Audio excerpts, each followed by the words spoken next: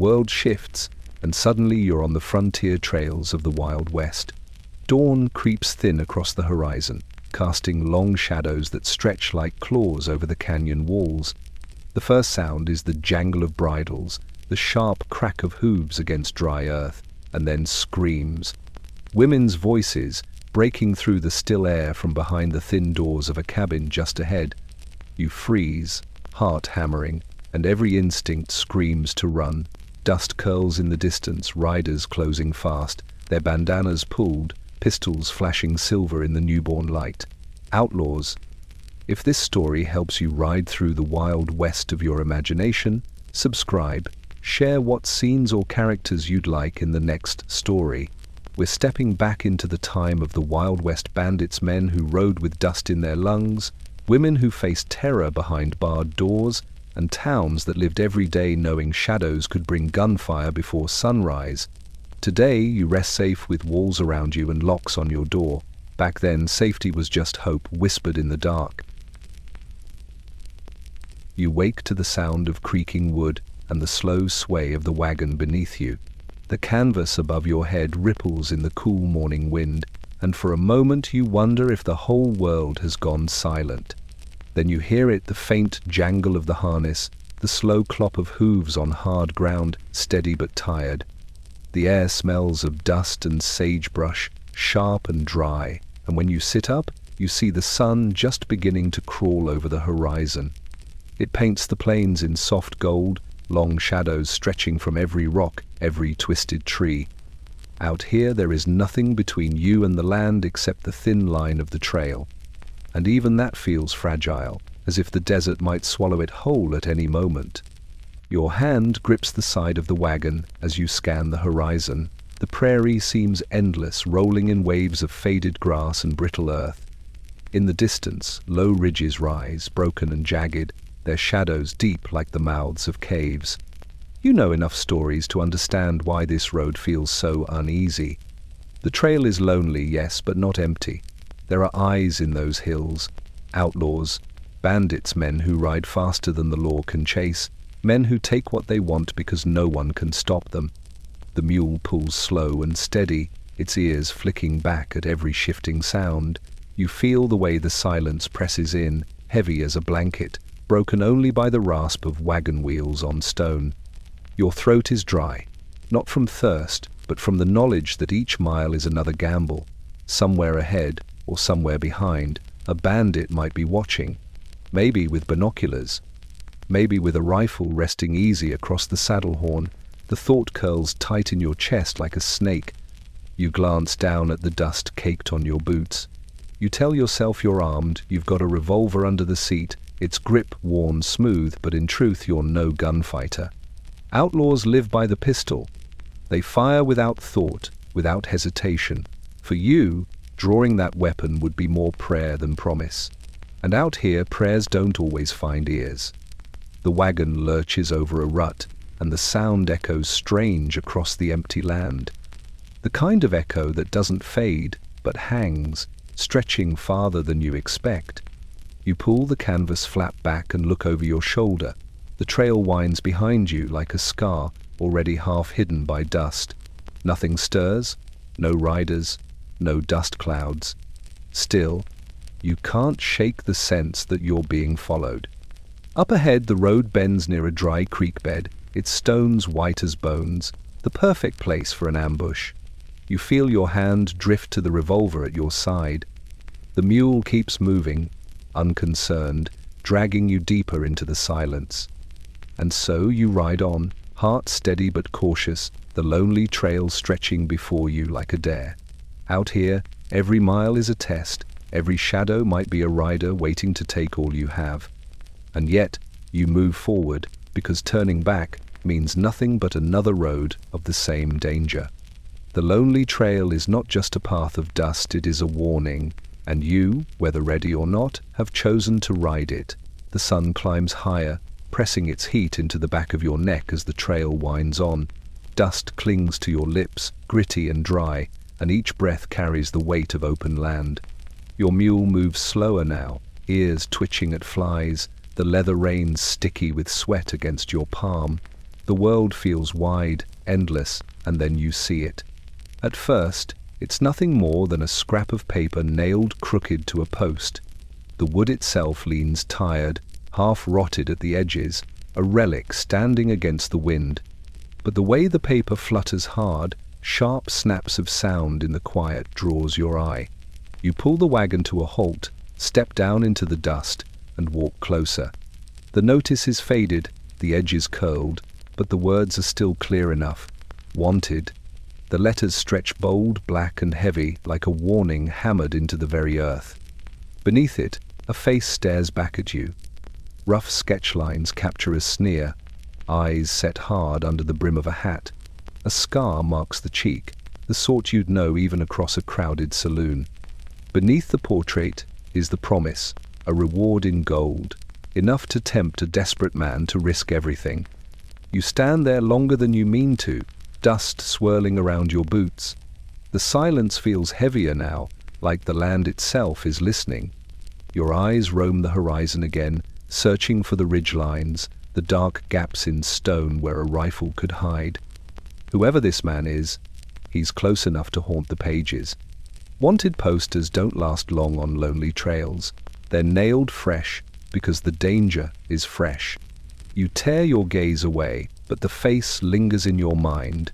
You think of the townsfolk who posted it, the trembling hands, the quick glances over their shoulders. The law is far away out here. Sometimes the law is nothing more than ink and wood. As you climb back onto the wagon, you hear the faint rustle of the paper snapping in the wind behind you. Each crack feels sharper, like a whip across the air. You can't shake the thought. What if he's watching? What if the man in that sketch is hidden among the rocks right now, smiling at the idea of his own poster scaring travelers off the road? The mule shifts restlessly, sensing your unease. You urge it forward, the wheels groaning back into motion. The trail narrows between low ridges, shadows spilling across the dirt. Every glance over your shoulder feels too slow, too late.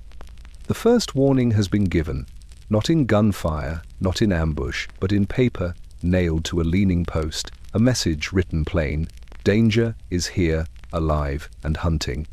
You tighten your grip on the reins and press onward, the face from the poster riding beside you in silence, as if waiting for the moment when ink and wood turn into flesh and blood. The trail runs flat for miles, the horizon stretched thin beneath a sky that feels too large for one person to travel beneath.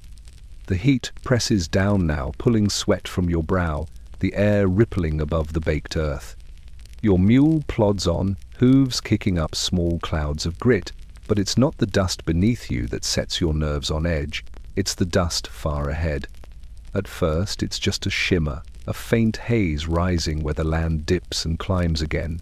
You squint into the sunlight, shielding your eyes with a hand. The haze grows, curling and shifting, rising higher than the wind alone could carry it. Dust doesn't climb like that unless it's pushed by hooves. Many hooves. Your chest tightens. Out here, that kind of dust can mean only two things, a herd or a posse, and you know which one you'd rather meet. Cattle drive men might shout, curse and crowd the trail, but they pass through. Bandits, though they linger, they circle, they count every wagon, every rifle, every coin purse. The mule senses it too, its ears flicking back, head lifting as if to test the wind. You slow the wagon, heart measuring each second, listening. At first there's nothing but silence. Then, faint and distant, a dull rhythm rolls across the land, hoofbeats, muffled by distance but steady, purposeful. You scan the ridges again, searching for movement. The dust grows taller, stretching like smoke, and within it you glimpse shapes, not cattle, riders.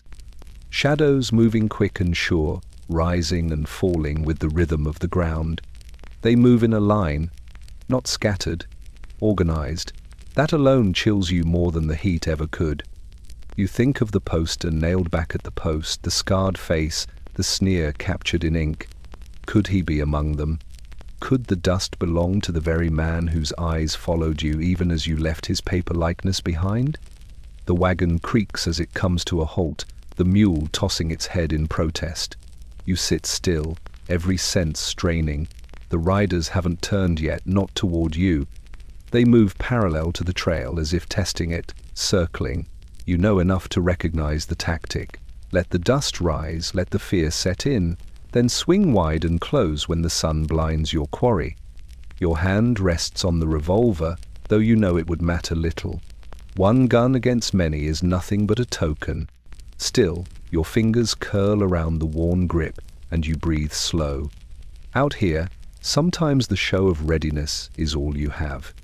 The riders remain distant, just shapes in the haze, but the trail no longer feels empty. Every mile ahead carries their presence, every shadow stretched long across the road seems to whisper of them. Dust in the distance is not harmless, it is a promise, and as the wagon lurches forward again, you realize you are no longer alone on this trail. Something out there has found you, and whether it chooses to approach now or later is no longer in your hands. The dust is rising, and it belongs to men who make their living off fear. The sun is falling lower now, its glow turning harsh against the canyon walls that rise on either side of the trail. The air cools, but the silence deepens, pressing heavy as stone. Ahead, the land dips into a shallow creek bed, a thin ribbon of water cutting through rock and sand. The mule hesitates, nostrils flaring as if it knows what you already fear. Creeks like this are perfect places for men to lie in wait. You stop at the edge, boots sinking into soft dirt as you climb down. The water trickles quietly, shallow enough to step across, but the banks are steep and pitted, scarred by floods that tore through long before you arrived. Rocks jut like teeth from the sides, and the brush grows thick enough to hide more than rabbits. Your eyes search the shadows, scanning for shapes that don't belong. The air smells of damp earth and something else, wood smoke, faint but there. You kneel and touch the ground near the water's edge. A print, fresh. Hoof marks pressed deep, leading in, leading out. Not cattle, not a wagon, riders. And not long ago, the mule shifts uneasily behind you, ears pinned back, as if the weight of eyes presses from the hills. You straighten, heart climbing, every sound sharper than before. The rush of water feels louder, the caw of a crow cracks like a rifle. You know this is the place. The ambush creek. You step carefully into the bed, boots crunching on stone, and the wagon follows, wheels groaning as they sink into soft mud. The creek seems too quiet, too narrow, a place where sound should echo but doesn't, where sight should stretch but ends at walls of rock. Halfway across, you hear it. A faint clink, metal on stone, a sound no stream could make. Your hand drifts to your revolver. You don't draw, not yet, but your breath slows, your ears straining. Another sound follows, the scrape of leather, the cough of a horse hidden from view. You know they're there, waiting above, rifles aimed, fingers light on triggers. Maybe they're watching to see if you'll panic. Maybe they're waiting for the wagon to be too deep in the creek, too heavy to turn back. Your mule lurches forward, hooves splashing, and you press on, forcing the wheels over stone. You keep your eyes forward, every step a gamble. If a shot cracks, there's nowhere to run. If they rush, there's nowhere to hide. And yet, the creek lets you pass. Slowly, painfully, but it does. You reach the far bank, mud clinging to the wheels, your boots soaked through. You don't dare look back until the wagon crests the rise. When you finally turn, the creek lies empty, still as if it never held the weight of hidden men at all. But you know better. The ambush creek is not just a crossing, it's a test. You've been measured, weighed in silence. And somewhere behind those rocks, men with rifles know your face, your wagon, your mule. They let you pass for now. The trail stretches on, but the creek lingers in your chest. You'll never cross water again without feeling the eyes that watched you at Ambush Creek. The sky darkens to a deep red, the kind that bleeds slow across the plains before sinking into black. Your wagon rattles to a halt near a bend in the trail, the mule's ears twitching forward, nostrils flaring at something ahead. You climb down, boots heavy in the dust, And that's when you see it, the faint curl of smoke rising thin and grey against the evening air. The smell comes first, sharp and lingering, wood burned down to its last breath. You walk carefully, each step deliberate, until the glow of a campfire reveals itself through the brush. Only it's not alive. The flames are gone, but the coals still smoulder, red veins hidden beneath a skin of ash. The fire is silent now, and the silence feels wrong. Beside it, a tin plate lies overturned in the dirt, half a crust of bread pressed flat into the soil. A pot leans near the coals, steam gone, the last of its stew hardened along the rim. Whoever cooked here left in a hurry. Too fast to clean, too fast to eat. The ground tells the rest boot prints scattered in the dust, some deep, some light, moving in more than one direction. You crouch close, fingertips brushing the ash. It's still warm. Whoever sat here did so no more than an hour ago, maybe less. The fire hisses faintly as the wind stirs it, but nothing else moves. No voices, no laughter, no breathing. You glance outward, into the brush and shadows beyond. The silence hangs like a net. Coyotes would have found scraps by now. Travelers would have left at least a bedroll, a blanket. But there's nothing. Just the faint impression of a circle where someone sat, the imprint of a rifle butt pressed into dirt. You imagine them here, eating quickly, heads snapping up at the sound of distant hooves. Imagine the panic, the scramble, the decision to leave everything but their weapons. Your mule shifts behind you, hooves stamping nervously, ears pinned back. The unease spreads into your chest. You straighten, scanning the ridgelines, half expecting to see eyes glinting in the last of the light. The campfire feels less like a place of rest and more like a warning, as if the bandits left it burning just long enough for you to find. The night air cools, carrying the faint whistle of wind through dry grass. You think of the men who fled, whether they ran from bandits or were bandits themselves. Either way, the trail you ride has just grown darker. The campfire's silence speaks louder than gunfire, louder than shouts. It says, danger is near, closer than you think. You kick dirt over the coals, smothering the last glow, but even in darkness the memory of that fire follows. As you guide the mule back to the trail, you feel as though unseen riders march at your side, their faces hidden, their eyes sharp, waiting. The silent campfire lingers behind you, a ghost in the night, its ash carried on the wind. It tells you the truth no words could outhear. No one leaves in peace. The night folds in heavy as you guide the mule deeper into the land where hills rise like sleeping giants. Their slopes are dark, cut with jagged gullies, and the moon paints their edges in silver. The wagon creaks along the narrow trail, each turn tighter, each shadow longer. Out here, the air itself feels alive. The hills seem to breathe. You notice it first as a murmur, soft, low, like voices carried on the wind. You stop, straining to listen. The mule shifts, ears twitching, head high. The sound drifts again, curling along the ridges. A whisper, then another. Not clear enough to be words, but too sharp to be just the wind. You climb down, boots crunching on gravel, and look up into the hills. The rocks loom tall, shapes bending into figures when the clouds pass over the moon. You tell yourself it's nothing, just coyotes calling, just the wind slipping through narrow cracks. But the sound comes again, closer, like men speaking low, trading words meant to be hidden. The trail twists sharply, pulling you between two high walls of stone. Your breath slows as you step forward, each echo of your boots bouncing back too fast, too close. The mule balks, pulling against the reins, eyes rolling white in the dim light. You tug, whispering calm, but the animal knows. It knows what the hills are telling you. Somewhere above, a rock clatters. Not rolled by animal, not carried by water. It falls too clean, too sudden, bouncing down the slope and settling with a hollow thud. The whispers stop.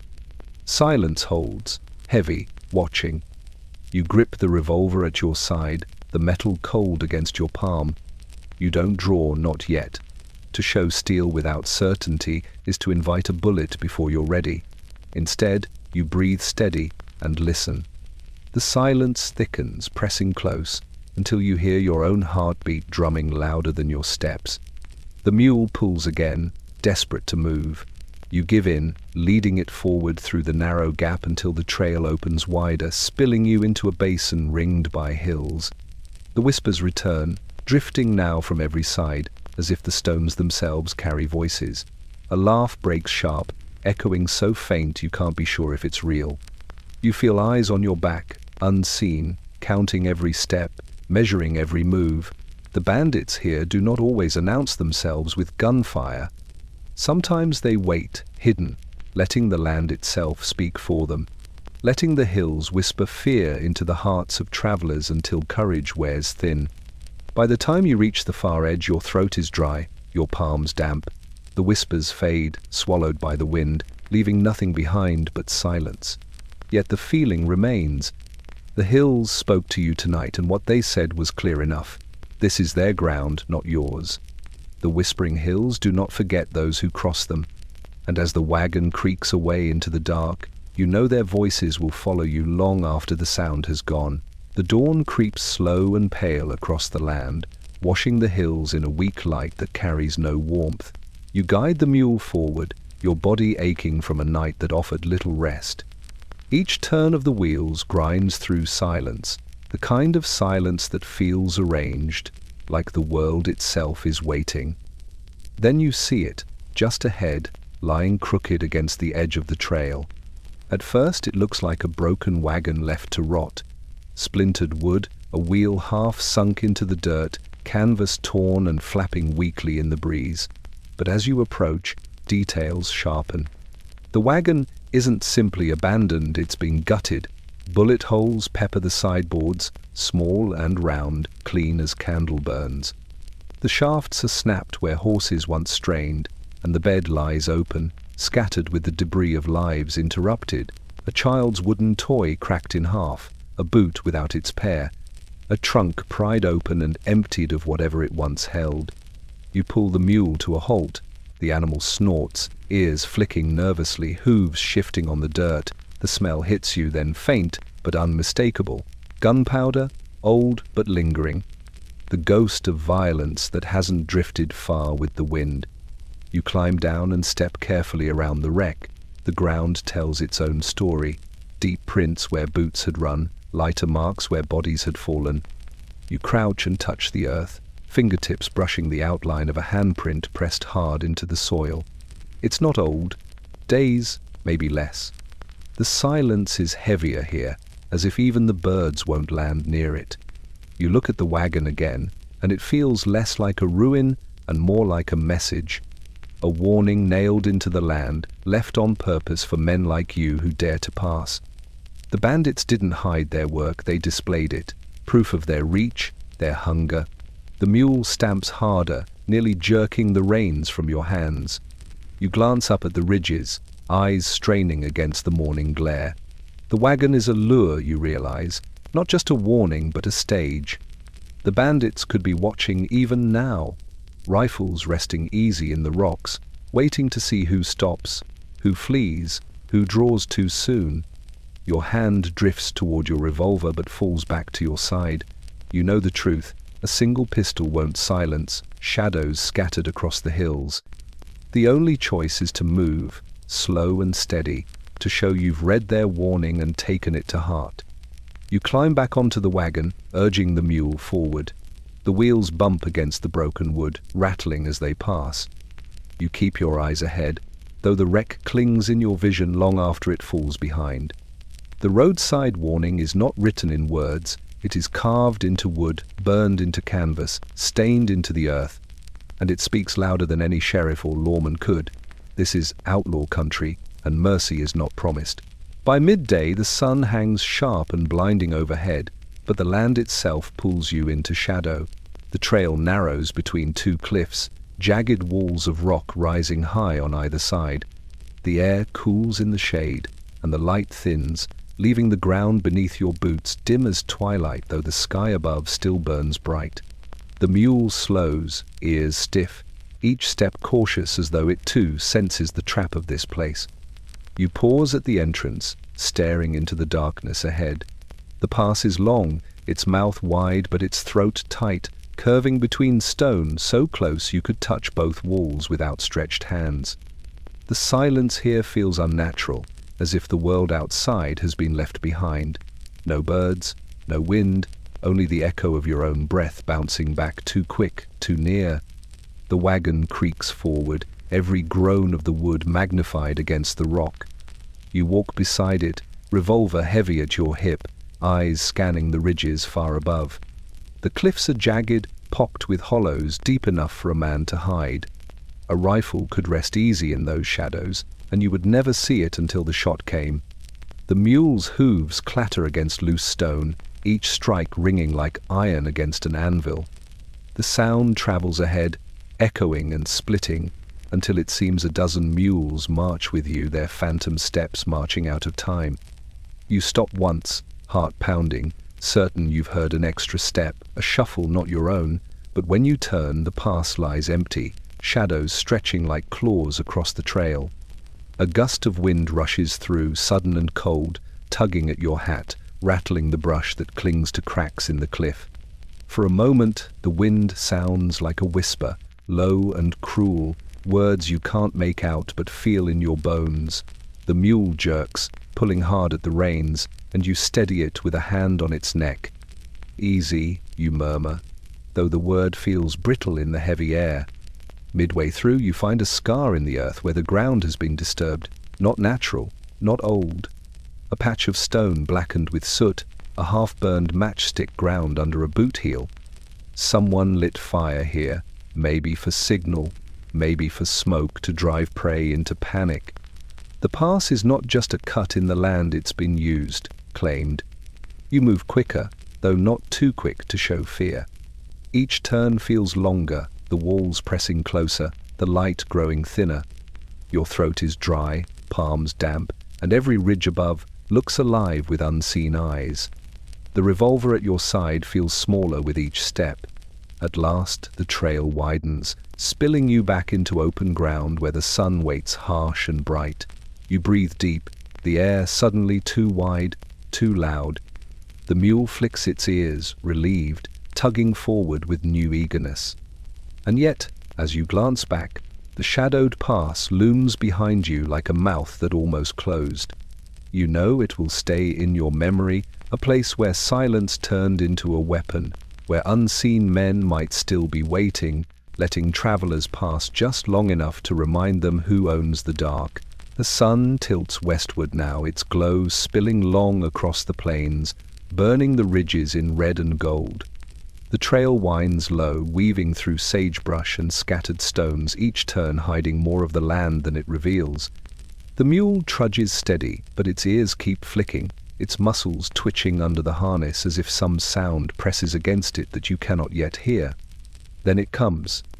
A voice, faint at first, riding the wind, rising from somewhere unseen, not a greeting, not a cry for help, a call, drawn out, mocking, carrying across the rocks with a rhythm too sure to be accidental.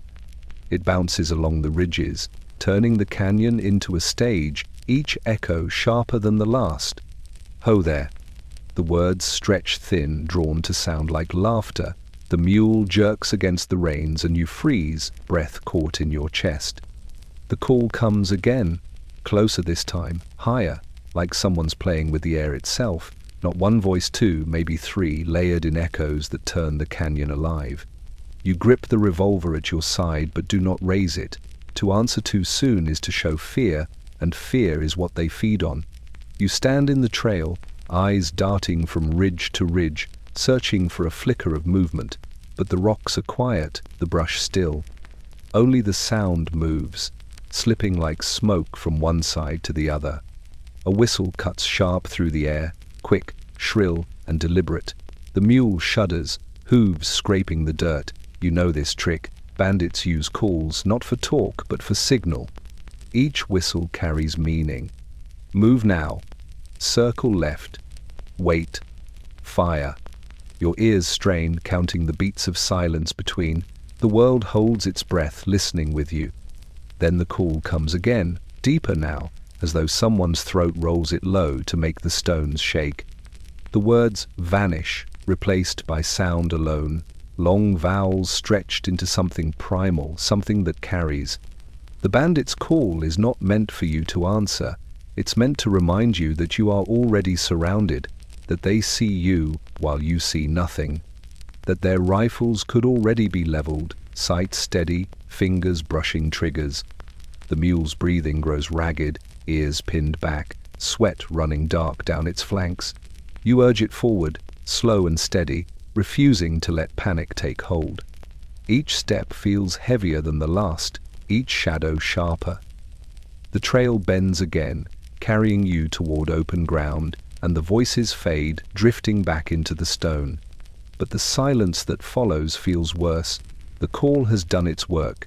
You will carry it now, lodged in your mind, replaying with every gust of wind.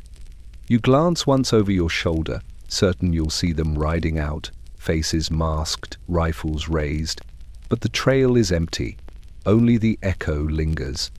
The bandit's call is not a conversation. It is a warning, a taunt, a promise. And as the sun sinks lower and the land cools into shadow, you know they've marked you. Whether they come tonight or tomorrow, the call has told you all you need to know.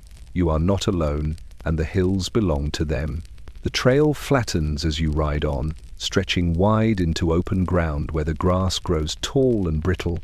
The mule walks steady, but its ears prick forward, catching sounds long before you do. Then you hear it too, a low rumble, soft at first, like distant thunder rolling beneath the earth.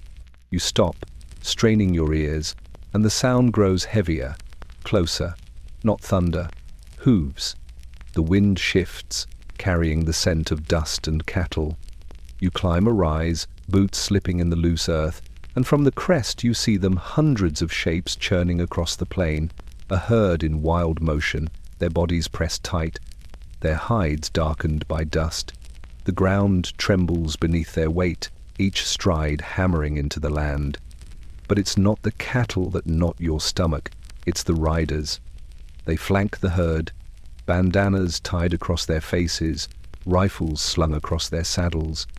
They move with purpose, driving the animals not toward a ranch, not toward pens, but away from the trail, away from any rightful claim. You know at once, this is no rancher's work. This is theft, bold and broad, carried out in daylight as if the land itself belonged to them. One rider swings wide, silhouetted against the fading sun, his hat pulled low. He raises an arm, signaling, and the others shift like wolves, tightening their hold around the herd. The cattle bawl, their voices harsh and panicked, dust rising in thick curtains that blur the line between beast and man. The sight is almost unreal, a storm of hooves and dust moving under the command of thieves. Your mule stamps nervously, and you crouch low, pressing yourself against the rocks at the ridge's edge. To be seen here is to be counted as witness, and witnesses are not spared. You watch in silence, every muscle tense, eyes burning from the dust drifting your way. The herd surges again, guided by gunshots cracking into the air. The bandits don't fire at the cattle, they fire into the sky, into the dirt, herding them with sound as much as force. Each shot echoes across the plain, rolling heavy through your chest. The animals turn as commanded, pressed tighter, driven faster. A rider breaks from the pack, galloping close to the rear, scanning the land behind them. His eyes sweep the horizon, pausing near where you crouch. You press lower, heart thundering, breath caught in your throat. For a moment you're certain he's seen you, that he'll wheel his horse and ride straight for the rocks where you hide. But he turns back, spurring the animal forward, lost again in the haze of dust. Slowly, the herd vanishes into the distance, swallowed by shadow and smoke. The thunder of hooves fades, leaving only silence and the acrid smell of spent powder drifting on the breeze. You rise, dust clinging to your clothes, the image burned into your mind. The stolen herd is more than theft. It is a display, bold and unashamed, carried out in the open to prove who holds power here. And as you return to the wagon, the dust still swirling in the air, you understand. The bandits do not hide from the world, they want it to see. Night settles heavy, a dark blanket spread wide across the plains. The stars glitter sharp, unblinking, while the moon drags its pale light over the ridges. The wagon rests beside a cluster of boulders, the mule tethered and chewing at dry grass, but there is no true rest for you. Not tonight. Not after the dust, the voices, the stolen herd. Tonight, you keep watch. You sit by the fire, its flame kept low, just enough to hold back the cold. Shadows flicker across the stones, long and thin, reaching farther than they should. The night air is crisp, carrying every sound too clearly. A coyote cries far off, its call high and mournful, and the echo hangs longer than feels natural. You listen, every nerve taut, wondering if the sound covers something else. The revolver lies across your lap, the steel cold in the night. Your fingers brush the grip, restless, though you know one pistol against many is nothing but a gesture. Still, it anchors you, a promise you can cling to in the dark. The mule shifts, ears twitching, head jerking up from the grass. You follow its gaze into the black hills beyond. Nothing stirs, nothing moves. But animals sense what men cannot, and you trust its unease more than your own eyes. You rise slowly, boots crunching soft against the dirt, and pace the edge of the firelight. Every gust of wind feels like movement, every rustle in the brush like a step. Once, you swear you hear laughter thin, cruel, drifting faint from the canyon. You freeze, heart hammering, eyes searching the horizon. The sound dies away, leaving only the hiss of wind through the grass. Maybe it was only your mind. Maybe not. You remember the bandit's call from the ridges, how it played against your nerves, how it made silence feel like a trap. This watch is no different. The danger does not need to appear, it only needs to remind you it could. The hours crawl. You toss more wood onto the fire, sparks leaping into the dark. For a moment, the glow reaches farther, painting the rocks red, and in that brief light, you imagine shapesmen crouched low, rifles ready, faces masked in shadow. When the flames settle, the shapes vanish, but the weight remains. The mule stamps again, jerking at its tether. You move closer, calming it with a hand, whispering words meant more for yourself than the beast. The animal's breathing steadies, though its eyes still shine wide, white in the moonlight. You return to your place, revolver still in hand, shoulders tight with the strain of listening. The plains stretch quiet, but quiet is no comfort. Quiet is where they move best, slipping from shadow to shadow, circling while you wait. The midnight watch is long, and it does not end with rest. It ends only when the horizon pales, when the first thin light breaks across the land, chasing shadows back into the hills. Until then, you sit in silence, a lone figure guarding against an enemy you cannot see but feel with every breath of the cold night air. The night deepens as the trail carries you farther from the comfort of towns and deeper into the wilderness where law has no weight.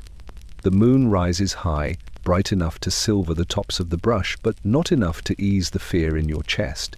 You guide the mule along the narrow road, its hooves steady, the wagon wheels groaning with each rut.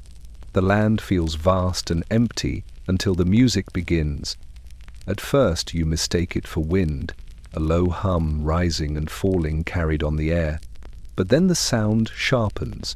Voices, men's voices, rough and unrefined, weaving together in song.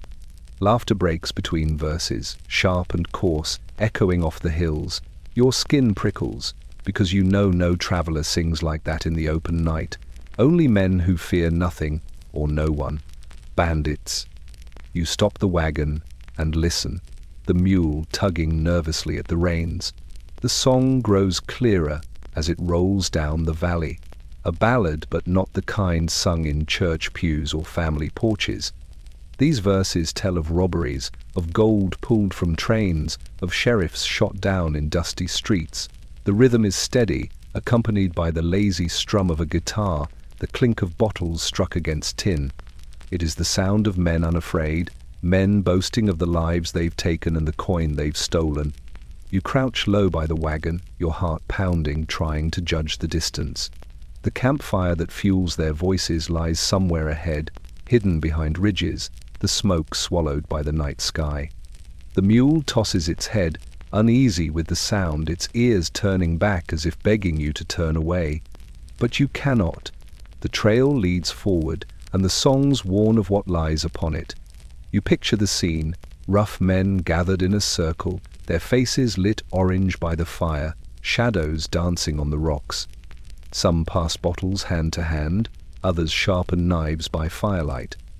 Laughter bursts suddenly, harsh and cruel, like coyotes circling prey. You strain to hear their words. Some verses praise a leader by name, a man with a scar, a man whose face you've already seen nailed to a roadside post. They sing of him not as a criminal, but as a king of the open land, his gun quick, his hand steady, his fortune growing with each theft. Their voices lift him high, a legend made from fear. The song drifts on, rising, falling, rolling across the hills until it seems the land itself hums with their tune. You realize the music isn't just for themselves, it's for you too. A warning, a dare. Their songs carry far because they want them to. They want travelers to know they are near, to tremble at the sound, to walk into the shadows already half defeated. The mule stamps and jerks, ready to bolt. You hush it with a hand, though your own breath is uneven. The music continues, wild and unbroken, filling the night until it becomes all you hear. The bandits' campfire songs are not melodies of comfort. They are knives, sharpened in sound, cut deep into the hearts of those who pass. And as you move forward, the tune clings to you heavy as dust, proof that the night belongs not to you, but to them. The trail winds tighter as night presses in, the stars sharp above, and the moon lost behind drifting clouds. The mule moves with unease, hooves slipping against loose stone, ears twitching to every sound beyond the wagon's wheels. You keep your hand close to the revolver at your side, though the weight of it feels smaller with each mile. The echoes of campfire songs still linger in your ears, low and taunting, when the silence breaks. A shout cuts through the dark. Harsh, close, a command barked in a voice you do not recognize. The mule rears, pulling against the reins, and then the crack of a rifle splits the night. A bullet bites into the dirt beside the wagon wheel, spraying dust against your boots. You freeze for only a breath, your heart hammering, before instinct drives you forward. "Move!" you hiss, snapping the reins. The mule lurches, the wagon groaning, wheels rattling hard over the stones. Another shot rings, closer this time, whining past your ear and vanishing into the black. Shadows stir on the ridge, silhouettes rising like jagged teeth against the faint starlight. More voices shout, whistling sharp, carrying orders back and forth. You duck low, crouching beside the seat, gripping the revolver but not firing. A single flash of your barrel would give them a mark, a target. Instead, you push the mule harder, the trail bending sharp between rocks, wheels nearly toppling as the wagon lurches onto its side. Your teeth clench, knuckles white against the wood, as another shot splinters the sideboard inches from your shoulder. The mule screams, its hooves striking sparks from the stone as it surges forward.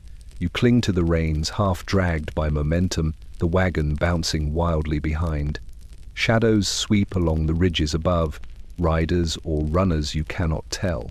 Their voices follow, rising with laughter, with curses, with the thrill of the chase. The trail narrows, cutting into a cleft between rocks. You seize the chance, pulling the mule hard into the gap. The wagon scrapes against stone, sparks flying as iron bolts grind against the walls. You crouch low, praying the mule does not stumble. A rifle cracks again, but the shot slams into the cliff face, the sound booming back like thunder. For a moment there is silence, then curses, furious and echoing, lost as you plunge deeper into the narrow cut. The mule staggers but keeps its pace, foam flecking its mouth, eyes rolling white. You run alongside, one hand tight on the bridle, guiding it over stones, your breath ragged in your chest. At last, the cleft spits you out onto wider ground. The night air opens, stars clear above, and the silence returns. No more shots, no more shouts. Only the rattle of the wagon as it slows, the mule collapsing into a trembling trot. You stop, chest heaving, sweat cold on your skin. The ridge lies quiet behind you, no riders emerge, no voices call. But you know what this was: a test, a strike meant to take you, to strip you, to bury you among the stones. You escaped, but narrowly, only by the speed of a mule and the sharp bend of rock. The narrow escape is not victory, it is survival by the thinnest thread. And as you steady the mule and listen to the silence that follows, you know the bandits will not let such prey slip far. They will wait again, they will watch, and next time the thread may not hold. Morning comes thin and grey, the sky heavy with low clouds that promise no rain, only gloom. The wagon rolls slow into a town pressed tight against the edge of the prairie, its streets little more than packed dirt, its buildings leaning weary with age. The mule drags its hooves, eager for water, and you are just as weary. Yet as you pass beneath the creaking sign of the general store, your eyes catch the wall beside the door, and your steps falter. Posters, dozens of them. They flap in the morning wind, paper edges curled, corners nailed into the wood with rusting tacks. Some are fresh, ink still bold, the faces drawn sharp and clear. Others are faded, half torn, their words smudged by weather but still legible enough to chill the blood. Wanted, dead or alive. You step closer, your boots crunching against the grit. Each face stares back at you from the wall. Men with hard eyes and sharper jaws, women with hair wild beneath wide-brimmed hats. Some smirk, as if mocking the law even in print. Others glare, their gazes drawn in heavy strokes that capture something cruel. Beneath each sketch lies a name, and beneath that a number. Rewards high enough to tempt men into chasing death. Your gaze stops at one. The scar across his cheek is unmistakable. You've seen it before, not in flesh, but in ink nailed to a roadside post days back. Here it is again, bolder, larger, the reward doubled since last you saw it. A man the posters call Holt McCrea, a leader, a thief, a killer of sheriffs. His eyes burn from the page as if he is already watching you. The townsfolk move carefully around the wall, some pausing to glance, others pretending not to see. No one speaks of the posters aloud. To say their names too freely is to risk being overheard by ears that don't belong to friends. You notice how quickly a mother pulls her child along when he lingers too long at the drawings. How a ranch hand spits into the dirt before muttering that the law doesn't stand a chance against them. You feel the weight of those papers pressing against you. Each one tells a story not written in the ink. A bank emptied at dawn. A stagecoach stopped in blood.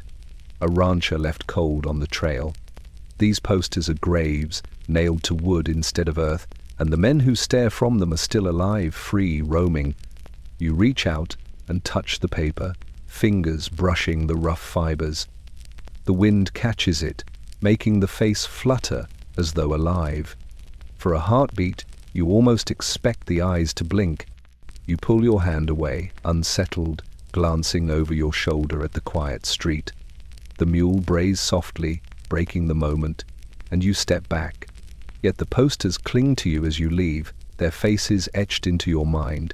Each one is a promise, each one a warning. The wanted posters are not simply records of crime. They are maps of fear, drawn in black ink, plastered on every wall where the law still tries to breathe. And as you walk away, you understand that to carry their images in your head is to carry the shadow of the bandits themselves, closer now than ever before. The town settles into evening, lanterns glowing faint behind warped glass, the streets hushed but never truly quiet. You guide the mule past the saloon where music spills faint through swinging doors, laughter broken and uneasy, and further on where shadows grow long between shuttered homes. That is where you hear the whispers, not the kind carried by the wind, but spoken soft between townsfolk leaning close on porches. They speak of her, the woman who rides with the bandits. You first notice her name scribbled across a wanted poster, nailed to the livery wall. Not bold and centered like the men, but smaller, tucked near the bottom, as if the law could not decide whether she was worth the ink. Yet the sketch is sharp, dark eyes, hair tied back beneath a wide-brimmed hat, her mouth set in a line of defiance. Beneath it, the words, "Companion to Holt McCrea, dangerous in her own right." The whispers say she rides beside him in every raid, pistol flashing, eyes calm while men scatter in fear. They say she can handle a rifle as quick as any outlaw, and that her aim has dropped more than one deputy in his tracks. Yet it is not her gun that keeps tongues wagging, it is the mystery of her presence. Why a woman chooses to ride among thieves when the world offers her no mercy for doing so. You imagine her on the trail, coats snapping in the wind, laughter carrying as the gang drives stolen cattle through the night. Perhaps she sings at their fires, voice low, steady, a counter to the men's rough shouts. Perhaps she plans with them, her hand tracing routes on stolen maps, her words as sharp as any bullet. The townsfolk speak of her with both fear and fascination. Some say she is captive, bound to McCrea by threat, her freedom stolen long ago. Others claim she is the mind behind his ruthlessness, urging him toward greater risks, greater spoils. A few whisper that she is worse than any of them, a woman with no mercy, who rides not out of loyalty, but out of hunger for power. You stand in the dim street, the poster's ink staring back, and wonder which story is true. The truth matters little, though. What matters is what her presence means. If she rides with them by choice, then the gang is more than just a pack of killers. It is a family of sorts, bound by loyalty that bullets cannot break. If she rides unwilling, then McCrea holds more cruelty than even the posters admit. Either way, the danger deepens. The mule shifts behind you, restless in the dark, and you turn away from the wall. Yet her face lingers, etched in your mind, sharper than the others, for in her eyes you see not only defiance but certainty. Whether by force or by will, she has chosen her path, and it rides straight through every trail you now travel. The outlaw's woman is not just a figure beside the men. She is a sign, proof that the bandits carry more than guns and greed with them. They carry stories, legends that grow larger than the land itself, until even her shadow is enough to keep the town awake at night. The morning air carries no comfort as you roll the wagon through the heart of the settlement. The mule plods slow, its hooves thudding against hard-packed dirt, but the sound feels too loud here, too out of place.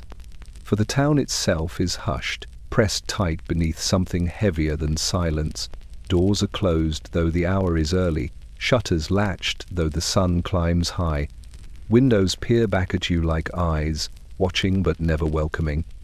A shopkeeper sweeps his porch, but his strokes are short, hurried, his eyes darting to the ridges beyond the town, as if expecting shadows to descend at any moment.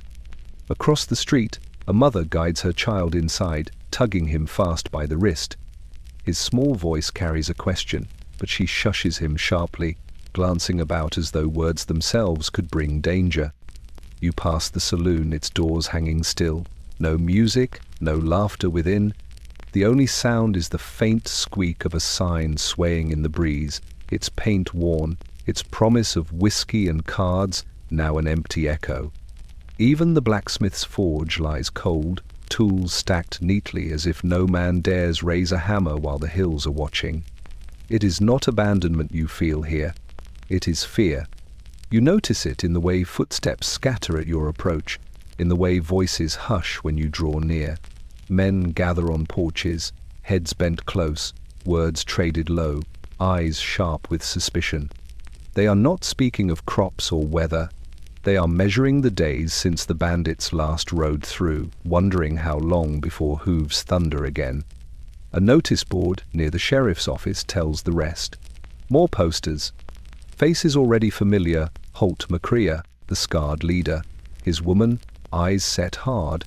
Others whose names you cannot recall but whose sketches you now know too well. Beneath them, a single sheet posted by the law. Curfew in effect. Keep doors barred after dusk. Posse to assemble if called.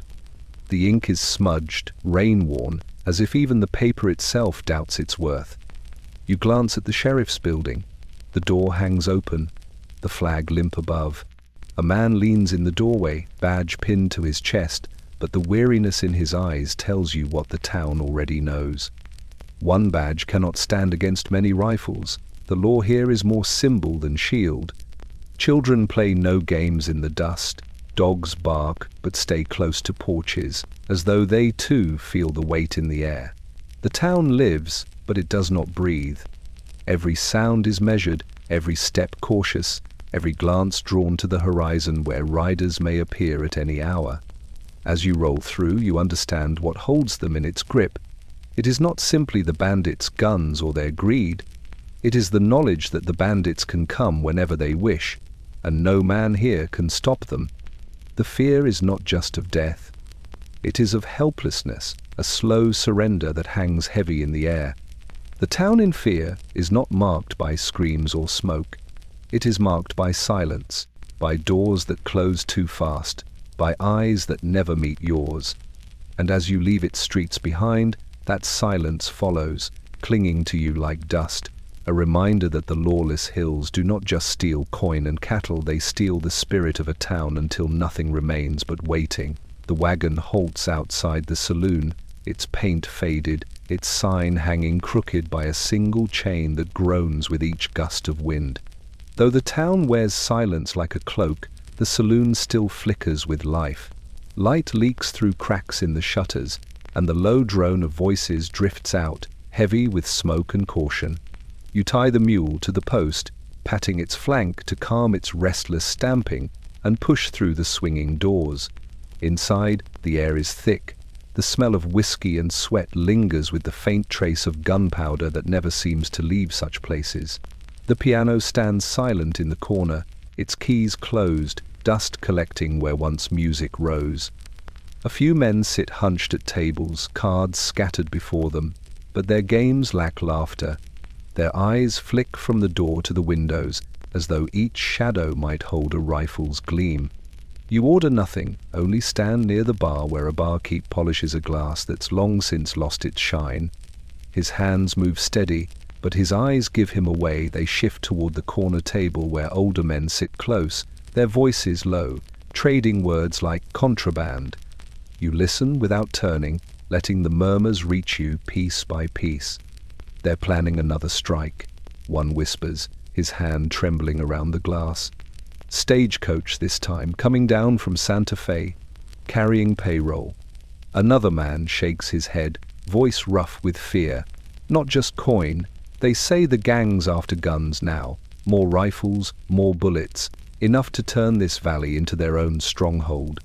A third leans in, whispering harsher, his words barely above breath. McCrea's woman was seen in town last week. Bought supplies bold as you please, flour, beans, even cloth. Paid with silver stamped out of Denver itself. Stolen, sure as sunrise. The barkeep clears his throat, trying to quiet them, but the words spill anyway, too heavy to hold back. One man swears he saw the outlaws riding the ridges, their horses marked with brands burned over to hide the theft. Another tells of a rancher found tied to a post, his herd driven off, his eyes wide with terror but his mouth sealed by a warning none dare repeat. You catch the name again, Holt McCrea. It threads through every rumor like a shadow. To some, he is no longer just a bandit, but a figure larger than the land itself, a storm with a human face. They speak of him as if he cannot be killed, as if bullets miss him and knives glance away. They fear his woman too, the way she rides at his side, calm, unshaken, her laughter carrying in the wake of gunfire. The barkeep slams the glass down harder than he means to, silence falling sharp. Eyes dart your way, suspicion heavy. Strangers are not welcome when words like these hang in the air. You nod once, backing toward the door, the rumors clinging like smoke. The saloon rumors are not just stories told over drink. They are warnings dressed as whispers, truths wrapped in fear. And as you step back into the dusty street, you feel them sink deeper, marking you with the knowledge that out here, even talk carries danger. The day begins with dust rising along the horizon, a faint plume marking the stagecoach long before its wheels rattle into earshot. You watch from the trail's edge, the mule shifting nervously beside you, ears twitching as the sound grows clearer. Hooves pound in rhythm, harnesses jangle, and soon the coach appears paint-chipped, windows shuttered, its driver hunched with reins tight in his calloused hands. Two guards ride alongside, rifles strapped across their backs, eyes sweeping the land. They look tired, wary. They know what you know. This road belongs not to law but to chance. The coach rolls heavy, carrying more than passengers. You can tell by the way the guards sit rigid, the way their eyes flick often to the ridges. Something valuable rattles inside those walls, coin, payroll, or perhaps weapons bound for distant hands. And value draws wolves. The first shot rings out before the driver even sees them, a crack from the rocks, the sound sharp, echoing through the canyon. The lead horse rears, screaming, the coach swerving dangerously as dust erupts around it. The guards wheel their mounts, rifles snapping to shoulders, but the bandits are already moving. They pour from the ridges like shadows come alive, faces masked with red cloth, guns raised high, hooves thunder as they circle the stage, their shouts filling the air, cruel and eager. One rider fires skyward, the shot cracking like a signal. Another swings close, leaning low in the saddle to grab the bridle of the led horse, dragging it sideways. The coach lurches, wheels grinding against stone, passengers screaming within. The guards fire back, but their shots scatter wide. Dust blinds them, and the bandits weave too quick, their horses trained for chaos. One outlaw leans close, revolver flashing, and a guard tumbles from his saddle, hitting the dirt hard. The other fights to reload, hands fumbling, but a rider rams him from the side, the rifle spilling useless from his grasp. The driver lashes the reins, desperate to break free, but the coach is boxed in now. Bandits close from every side, their voices mocking, their laughter sharp. One leaps from his horse onto the very step of the coach, clinging to the door, kicking it open. Inside, frightened faces cower, a woman clutching her child, a man pressing his satchel to his chest. The outlaw grins beneath his mask, pistol sweeping the air. Another rider pulls alongside the boot, pressing his revolver to the driver's ribs. The reins slacken, the horses slow, and the fight is over before it can begin. The coach groans to a halt, surrounded by men who know victory well. They strip the guards of weapons, tear the satchel from the passenger's grip, and kick open the strongbox nailed to the floor. Silver gleams in the sun, coins scattering as they shovel it into sacks. Through it all, the leader sits tall, watching. His scar catches the light, his eyes cold above the bandana. He does not need to fire a shot. His presence is enough. When the bandits ride off, the coach remains broken in the dust, its passengers shaken, its guards bleeding. The silence afterward is heavier than the gunfire. The stagecoach heist is not simply theft, it is a performance. A message sent across the plains that the land belongs to them, and that no road, no guard, no lock can hold against their will. The town gathers slow when the sound of hooves breaks the stillness, each thud uneven, dragging like a heartbeat grown weak. You stand at the edge of the street as the rider appears, slumped low in the saddle, his horse lathered white with sweat, its eyes wild, foam dripping from its bit. The man sways with each step, one hand gripping the horn, the other pressed against his side where dark stains spread across his coat. Gasps ripple through the crowd, mothers pull children close, men step from porches, and even the barkeep leaves his doorway to watch. The rider's face is pale, jaw slack, eyes wide with shock that seems to see nothing and everything at once. His hat dangles from its cord, and his hair is matted with blood where a bullet grazed his scalp. He does not dismount, he collapses, one moment swaying, the next sliding boneless from the saddle, hitting the ground hard. Dust blooms around him, and the horse shies away, reins dragging. Men rush forward, lifting him, carrying him to the shade of the livery. His breath rattles, shallow, torn. You follow, the weight of his presence pulling you near. He is the one who lived when others did not. The only one. The doctor pushes through, kneeling at his side, pressing cloth to his wounds. The rider's lips tremble, words spilling broken and faint. Those closest lean in, straining to hear. You catch pieces: stagecoach, ambush, masks. Too many. His voice cracks, his eyes darting wildly as though the bandits still circle him, rifles glinting in the dust. A hush falls heavy. Everyone knows what he speaks of. The heist, the ambush that tore through the trail and left bodies in its wake. He is the proof, carried here on a half-dead horse. The sheriff kneels close, his jaw tight, his hand resting heavy on the rider's shoulder. "How many?" he asks, voice low, steady. The man coughs, blood flecking his lips. He raises shaking fingers, counting, pausing, then shaking his head as if numbers fail him. A dozen, maybe more. They came out of nowhere. Rifles, fire from every side. We didn't stand a chance. His eyes roll back, then snap open again, wide, filled with terror. He grips the sheriff's sleeve with surprising strength. "He was there," he gasps. "The scarred one. Holt. I saw him, close enough to hear him laugh." The crowd stirs, whispers rising like wind through grass. The scarred leader. His name has weight, pressing fear into every chest. The rider's grip loosens, his hand falling limp to the dirt. His eyes close, his breath thin, but still there. He has given them what they feared most: truth. The rider who survived carries more than wounds. He carries memory, stamped into his flesh and voice. He is a mirror held up to the town, showing them the fate that waits on the trail. His survival is not comfort, it is reminder. For if only one man returned, it means the others did not, and that the bandits left him alive not by accident, but by choice. And choice, in their hands, is more dangerous than bullets. Darkness folds across the land like a heavy cloak, swallowing the last glow of sunset.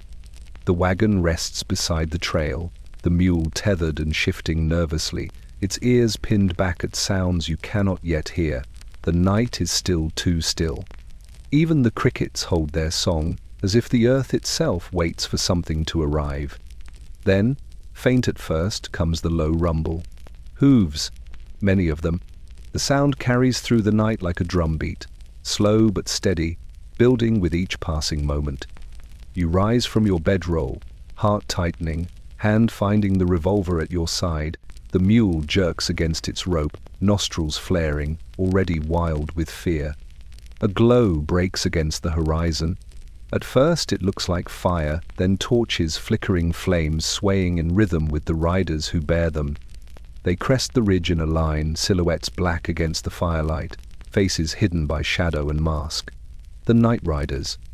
They thunder down the slope, their voices rising in shouts that echo across the canyon. Some laugh, cruel and sharp, others whoop like hunters on the chase. Dust churns around them, glowing orange in the torchlight, until the air itself seems aflame.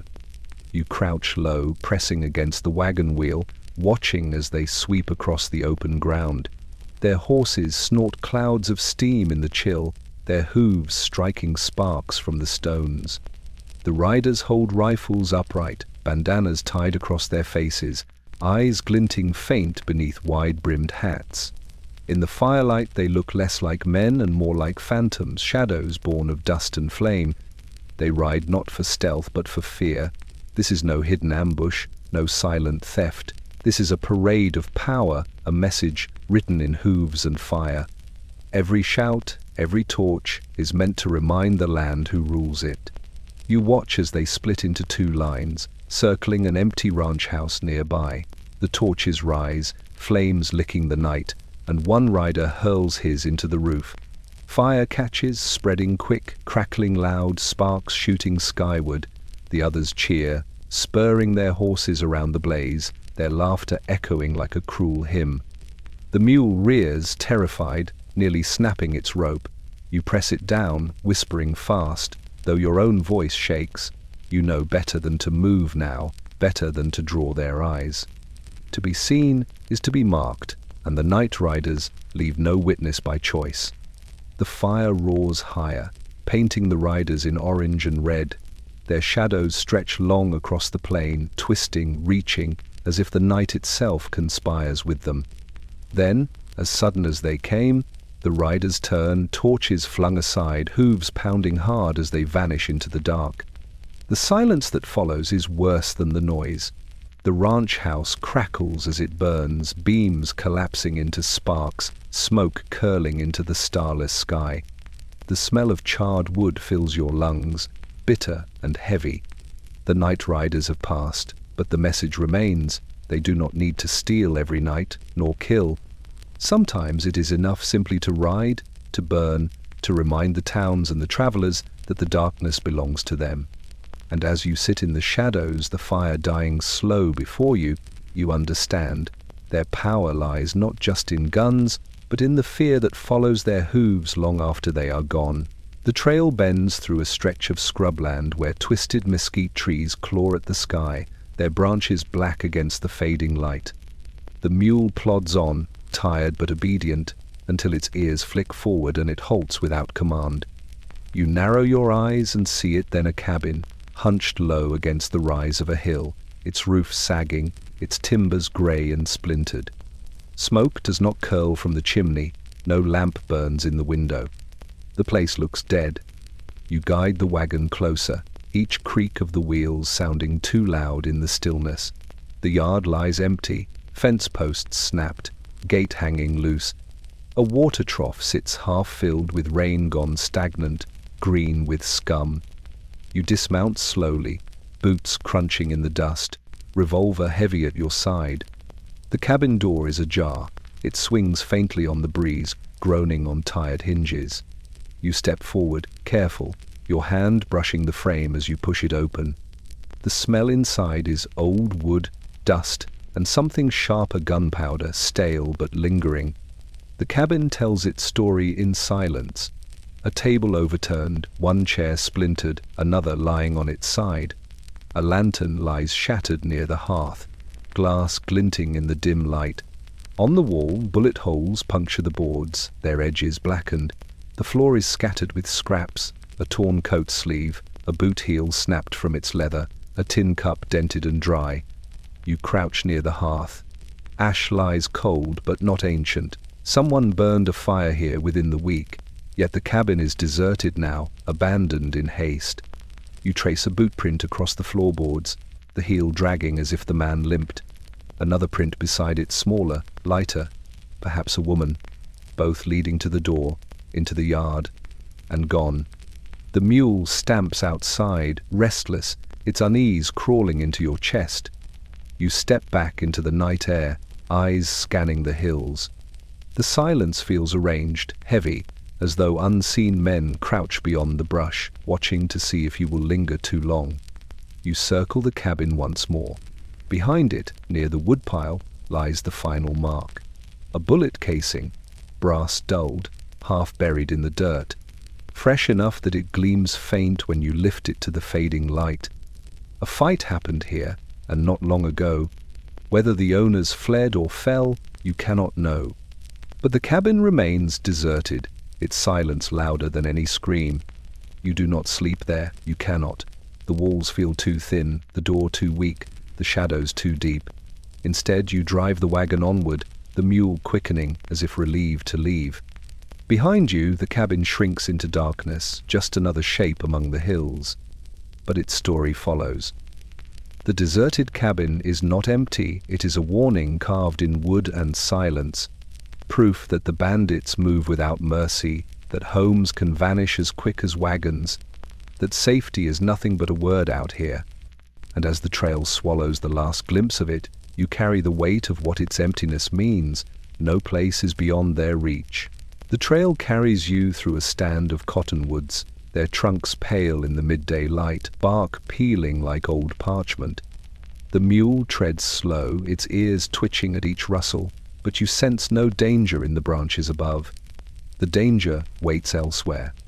It reveals itself when you stop to rest in the shade, your hand brushing rough wood where something has been carved deep.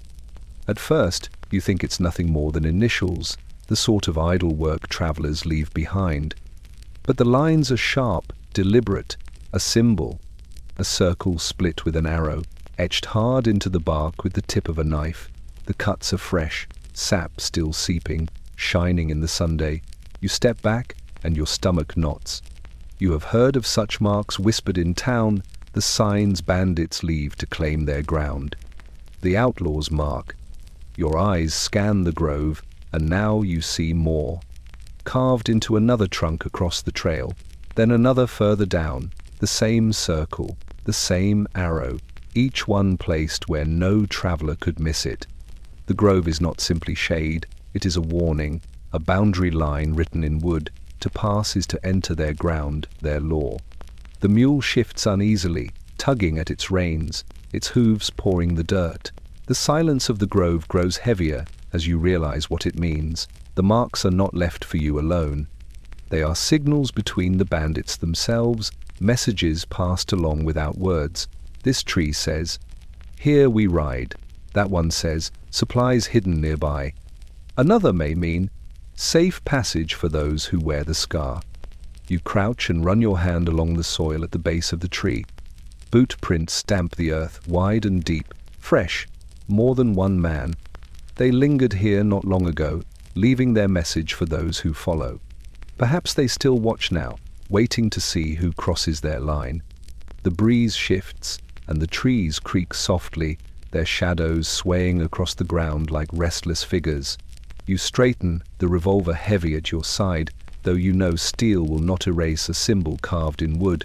The power of the mark is not in the knife that cut it, but in the fear it spreads. You lead the mule forward, your steps steady though your chest tightens with each mark you pass. They seem to multiply, etched into trunk after trunk, until the grove itself feels like a gallery of warnings. The deeper you walk, the more certain you become that the Outlaws know this place well, that they walk it as easily as you guide your wagon. At last, the grove thins, spilling you back into the open plains. The sun glares bright, the air heavy with dust, but the marks linger in your mind. You glance back once at the pale trunks lined with symbols and shiver at the thought that you have been counted, measured, judged. The Outlaw's mark is not for beauty, it is not for memory, it is for control.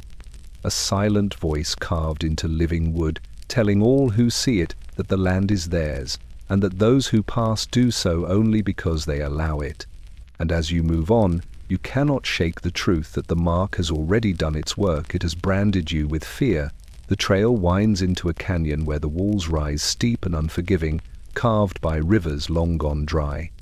The sun slips low, shadows pooling in every crevice, and the mule's hooves strike stone with hollow clatters that linger long after each step. You tug the reins tighter, your throat dry, for in this place the silence carries too well. Then it comes the sound. A rifle cracks, sharp as lightning, shattering the stillness. The shot doesn't strike near, it slams into stone far ahead, echoing so loud it seems the canyon itself has been wounded. Dust drifts from the cliff face, settling in thin veils across the trail. The mule jerks, eyes rolling, and you grip the reins hard to steady it. Another shot follows, distant, from the opposite ridge. It strikes nothing but stone, the report bouncing between the walls until it feels as though the canyon is filled with unseen rifles. Each echo stretches longer than the last, hollow and mocking, until you cannot tell where the next bullet will come from or if it will come at all. You press low against the wagon, eyes scanning the cliffs. No movement, no figures, only rock and brush, painted red by the sinking Sunday, yet the sound has changed the place. The canyon no longer feels empty. It feels occupied, alive with unseen eyes. The mule trembles, nostrils flaring, its ears pinned tight. You urge it forward, slow, each step a gamble. Your hand rests on the revolver, though you know a pistol cannot reach shadows so high. Another shot cracks, this one closer, striking a boulder just feet away. The echo tears through your chest, booming in your bones. You realize then what they are doing. They are not aiming to kill, not yet. They are playing with sound, using the canyon as their weapon. Every shot is a voice, every echo a reminder that they control the ground beneath your boots. They let the echoes fight for them, rattling your nerves, making the canyon itself their accomplice. The trail narrows, pressing you deeper, and the echoes follow, each crack bouncing until it feels as though the world itself mocks your steps.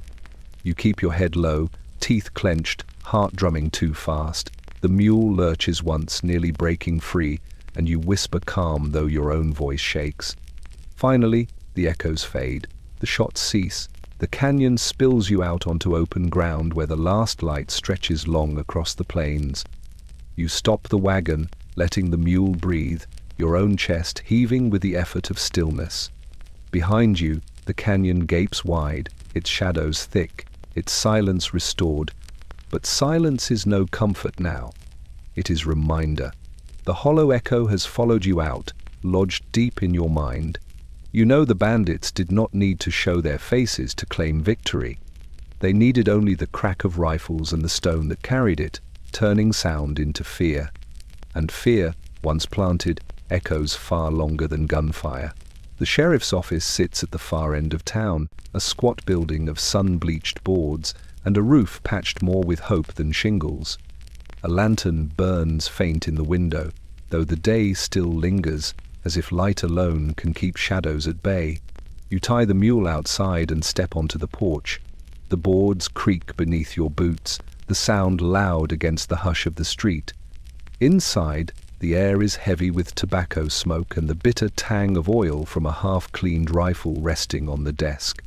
Behind it sits the sheriff, broad-shouldered though worn thin by years, his badge dulled but still catching the last light of the day. His eyes lift to meet yours, tired but unyielding. "You've seen it," he says without greeting, his voice gravel low. The posters, the burned ranch, the stagecoach stripped bare. He leans back, chair groaning, his hand resting near the butt of a revolver laid flat on the desk. This town breathes fear because the hills breathe bandits, and yet this is still my post. He stands, slow but deliberate, and moves to the wall where the posters hang. Each face stares back, Holt McCrea with his scar, the woman who rides beside him, others with names carved into rumor and blood. The sheriff taps one with a calloused finger. "I swore an oath when I pinned this badge, to uphold the law, to protect the people, and I'll not break it, no matter how many of these devils ride the ridges." His words carry weight, but not boast. They are spoken like stone laid heavy, immovable. He pours a measure of whiskey into 2 tin cups, sliding one your way. The liquor burns down, harsh, but steadies the chest. "The truth," he says, "is that I'm outnumbered, always have been. A sheriff in these parts stands alone more often than not. The deputies? Good men, but fathers, ranchers scared, and rightly so." He turns to the window, staring at the quiet street. Every soul in this town prays the bandits pass them by. But praying doesn't stop bullets. I've buried too many who learned that late. His jaw tightens. "Still," I swore, "so long as I stand, I'll face them." For a moment silence lingers, heavy as the smoke. Then he steps closer, his eyes hard. "Understand this, the bandits don't just steal coin, they steal the spirit. They ride loud, burn bright. So every child grows knowing fear, and every man lowers his head. That's the greater crime. And that's what I aim to fight, even if it costs me." The words hang in the room, not loud, not shouted, but firm enough to settle into the bones. You know he means them. The sheriff's oath is not ink on paper, not words spoken in ceremony. It is lived each day, carried against the weight of men who would see the law broken. As you step back into the cooling dusk, the town still wears its silence, still bends beneath its fear. But somewhere behind you, in the glow of a single lantern, a man keeps his oath, alone if he must. And that knowledge steadies you, even as the night gathers the ridges into shadow. The whistle carries first, long and low, drifting over the plains like the call of some iron beast. You hear it before the smoke rises, before the rails tremble, before the ground hums beneath your boots. The mule flinches, ears twisting, eyes wide as the sound grows. Then the train appears a black shape carving through the distance, wheels grinding, sparks flying, its cars lined one after another like ribs of a steel spine. It should be a marvel, a symbol of progress stitching the frontier together. But out here, trains are more than lifelines, they are targets. You stand back from the tracks as the engine roars past, the driver leaning forward, eyes fixed, hands steady on the throttle. Guards ride the cars, rifles slung across shoulders, eyes sharp. They know too well what rides these rails. Payrolls for forts, shipments of gold, rifles bound for distant soldiers. Enough to tempt every outlaw from the ridges.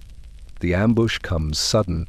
Riders crest the hill, masked faces lit by the fire of the setting Sunday.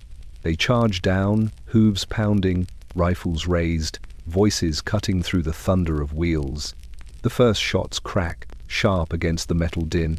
Bullets spark against iron. Passengers scream.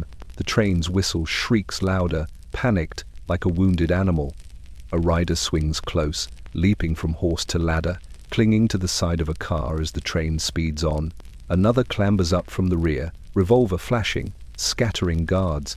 Horses run parallel to the train, bandits tossing ropes, catching rails, hauling themselves up with a grace born of countless raids.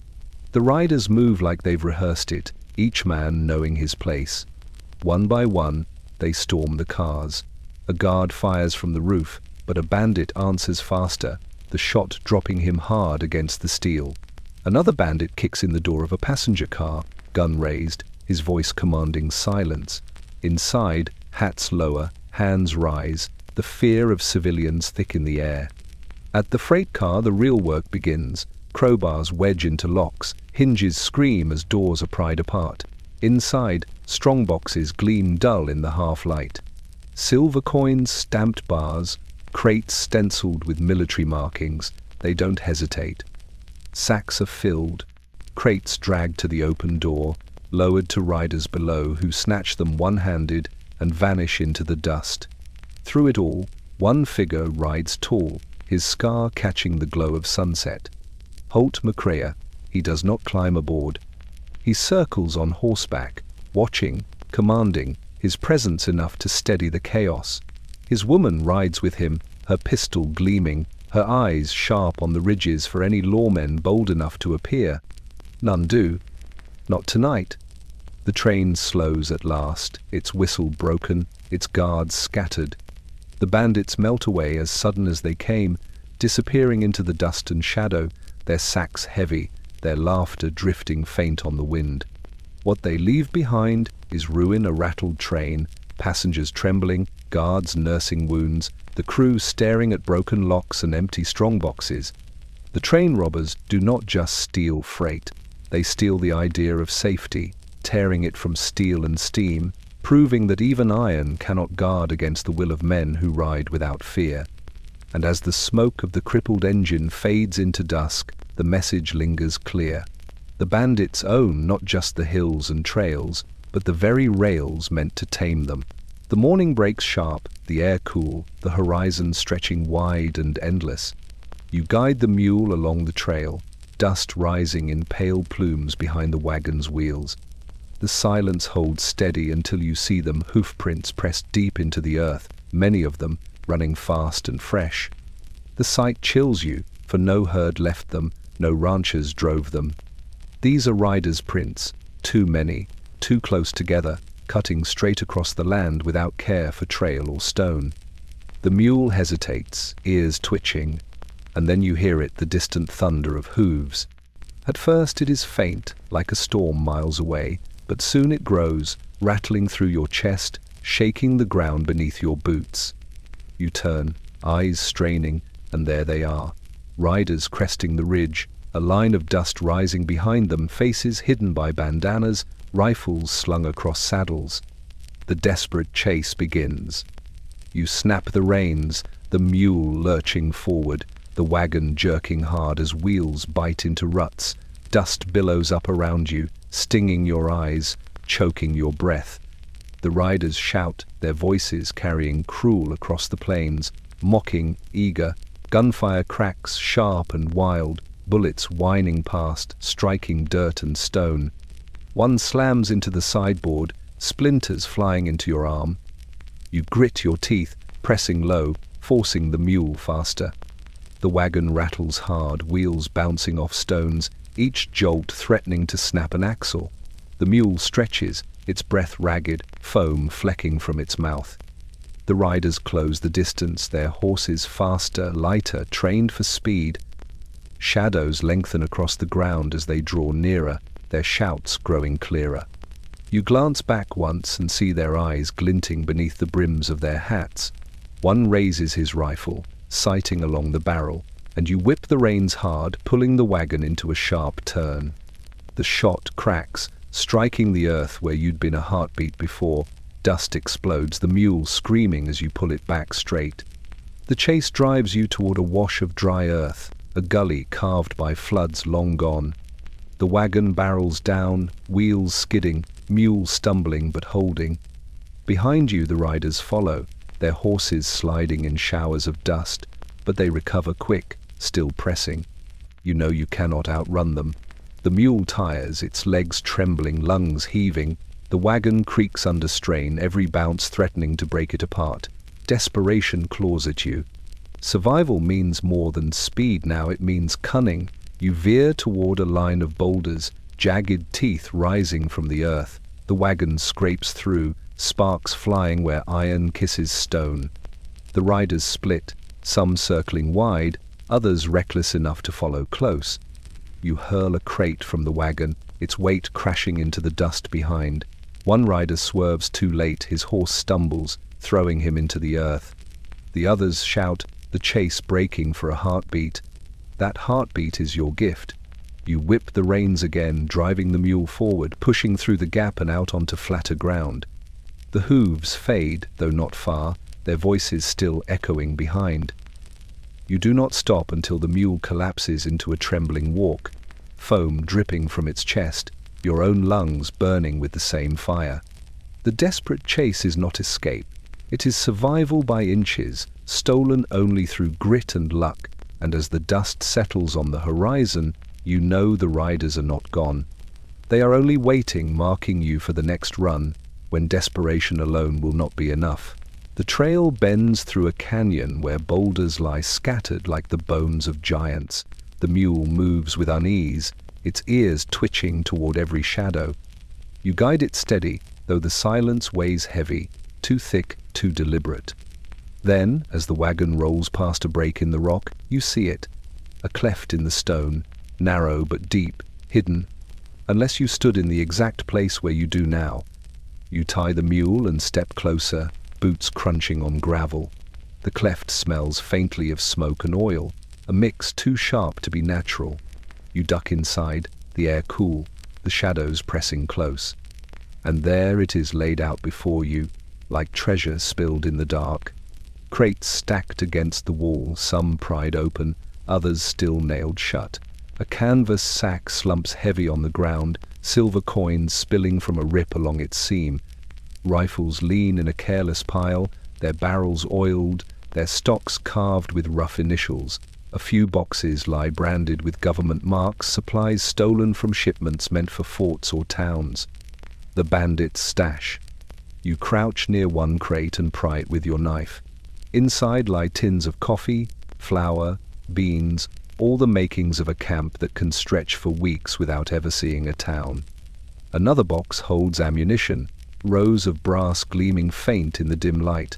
The bandits have not just stolen, they have planned. They build themselves an army, supplied and fed, hidden deep where lawmen rarely ride. Your eyes roam the cave. A blanket lies crumpled near the far wall, a bedroll still carrying the warmth of a body. Empty bottles scatter the dirt, their glass catching the light in red glints. A deck of cards lies mid-game, hands unfinished, as if the players dropped them only hours ago. This place is not abandoned, it is waiting. The mule outside stamps nervously, pulling at its tether. You stiffen, listening. The canyon holds no voices, no hoofbeats, only the faint hiss of wind through cracks in the stone.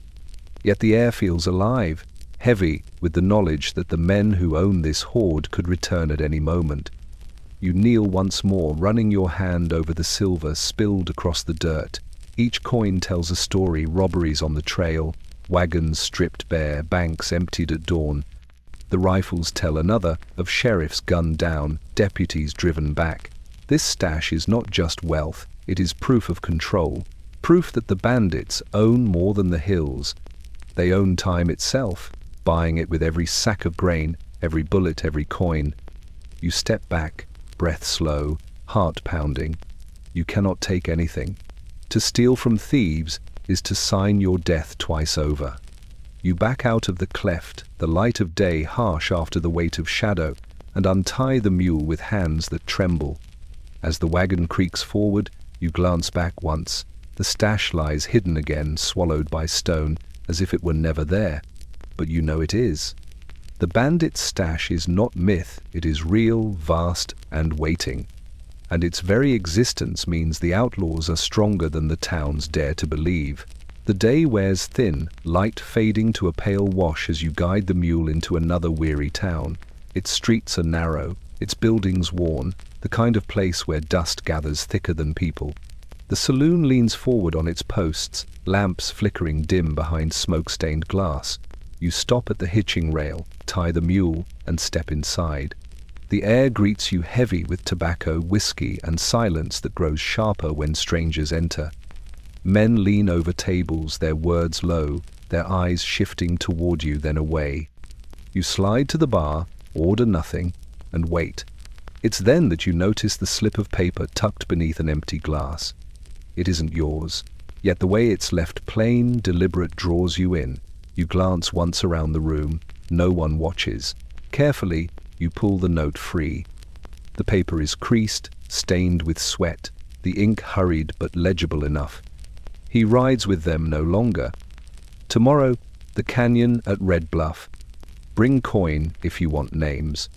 Burn this after. Your stomach knots. A betrayer's note.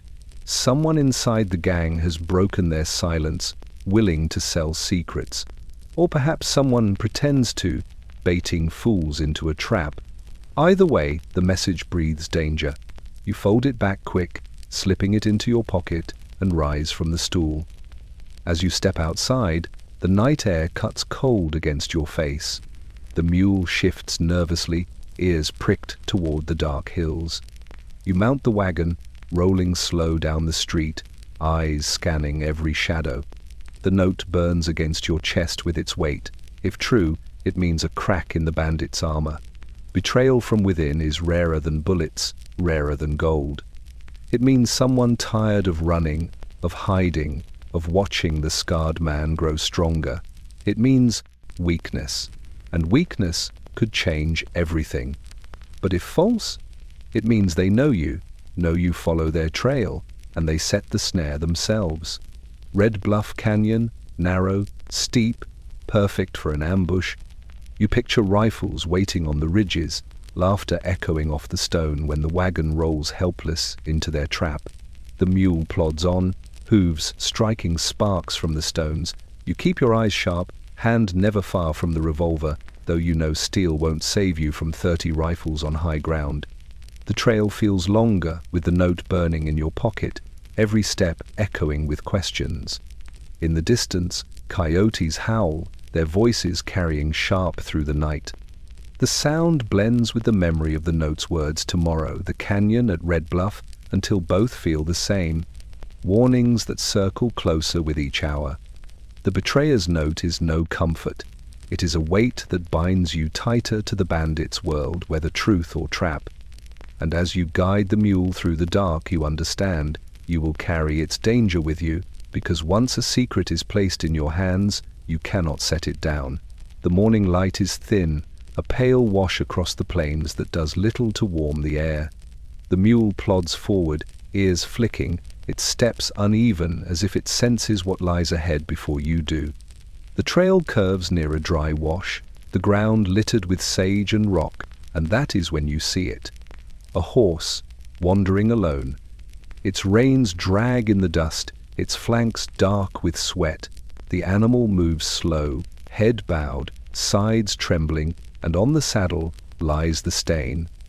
Dark, heavy, blood, soaked deep into the leather, dried in streaks down its side. You stop the wagon, your chest tightening, for the sight tells its story before you even climb down. Someone rode this horse, someone bled in that saddle, and someone is no longer upon it. You approach carefully, hand outstretched, whispering calm as the horse lifts weary eyes. It does not shy, it only trembles, too exhausted to resist. The closer you come, the stronger the smell, the copper tang of blood, sharp in the cold air. The saddle horn is slick, the blanket beneath stiff, the stirrups spattered. You touch the leather. It is cold now, not fresh, but not yet old enough to fade. Whoever fell from this horse did so last night, maybe even before dawn.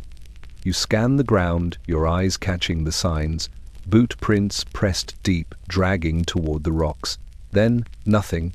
No return, no rider climbing back into the seat, only silence. The mule stamps behind you, restless. You keep still, your ears straining. The plains stretch wide, empty at first glance, but the weight of eyes could linger unseen. Perhaps the rider was a bandit, struck down by law or rival. Perhaps he was law himself, ambushed on the trail. The blood does not tell whose side he rode for, only that violence claimed him. You crouch low, running your hand over the dust where the tracks vanish. A smear of red stains the earth, faint but certain. The rider bled out here, then was taken or left. Coyotes would leave more than silence. This silence feels arranged, as though the body was claimed quick, hidden, removed. The horse shifts, snorting soft, tugging at the reins, still dragging. You loop them over your hand, steadying the animal. Its eyes watch you, wide, haunted, as though it too carries memory of the night. In its silence, it tells you enough. You step back, chest heavy. The plains around you hold their breath, the wind still, the sky cloudless. The world does not care for blood spilled here. Only you, standing in the dust, feel its weight. The blood on the saddle is not just a sign of death. It is a message left behind, written in stains that cannot be scrubbed clean. A warning that life on these trails can vanish in an instant, that a man can ride tall one evening and lie cold by morning. As you guide the mule forward, the horse follows, its empty saddle swaying with each step. And you know the trail has claimed another, though his name remains unspoken. His fate written only in the crimson leather he left behind. The trail drifts into land where fences rot and wells lie dry, where the wind carries more dust than scent of grass. Toward evening you see its shapes rising against the horizon, buildings slumped like tired men. Roofs sag, windows gape empty, doors hang crooked. A ghost town. You guide the mule, slow down the main street, the wagon wheels crunching loud in the silence. Once, this place must have thrived. A saloon with its sign faded, a general store with shutters cracked, a church whose steeple leaned sideways as though bowing to the wind. Now it stands hollow, abandoned, a shell, or so it seems. Because smoke rises faint from one chimney. You halt, breath-catching. The mule stamps, uneasy, its ears swiveling. You climb down, boots sounding too sharp against boards that creak as if remembering weight. The town smells of dust, old wood, and something fresher, gun oil. The saloon door swings when you touch it, hinges moaning like a voice.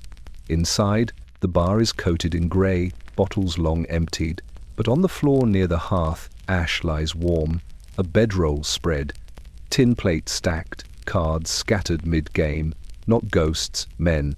You step back into the street, heart pounding, and see it clearer now. The tracks in the dust, hooves leading in, boot prints clustered near doorways. A barrel tucked behind the blacksmith's, marked with military stenciling you've seen before, supplies stolen, now stored here. The bandits have made their camp in this town. You crouch low, scanning the shadows, every window now a rifle's nest in your mind. The silence feels staged, a trap waiting to spring. Perhaps they saw you enter, let you walk these streets so you'd know what they want you to know, that this land is theirs, even the bones of old towns. You pass the church, its door open, and peek inside.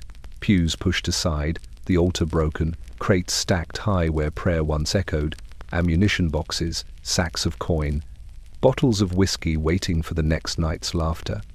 The sanctuary turned into storage, holy ground converted to outlaw refuge. The mule brays, jerking against the reins, desperate to leave. You hush it, though your own voice trembles. You've seen enough. To linger longer is to invite the barrel of a rifle in the back. Slowly, you climb onto the wagon, easing the reins, forcing calm into your motions, though your blood runs fast. The wagon creaks as it turns, the mule lunging forward, eager to quit the town. Behind you, the street stretches silent again, the buildings still as bones. No shot follows, no voice calls out, only the weight of unseen eyes pressed into your spine until the horizon swallows the place. The ghost town hideout is no ruin, it is alive in secret, fed by stolen coin and blood, breathing through ash and smoke, and as you leave it behind, you know it will not vanish with the wind. The outlaws have given it new life, darker than before, and their shadows will ride from its streets long after you are gone. Night falls heavy, the kind of dark that seems to swallow the stars whole. The mule moves slow along the trail, its hooves dragging in the dust, ears flicking nervously at sounds you cannot hear. You guide it steady, though each step feels louder than it should, each creak of the wagon a drumbeat in the silence. The air is too still. You know it, even before the sound comes.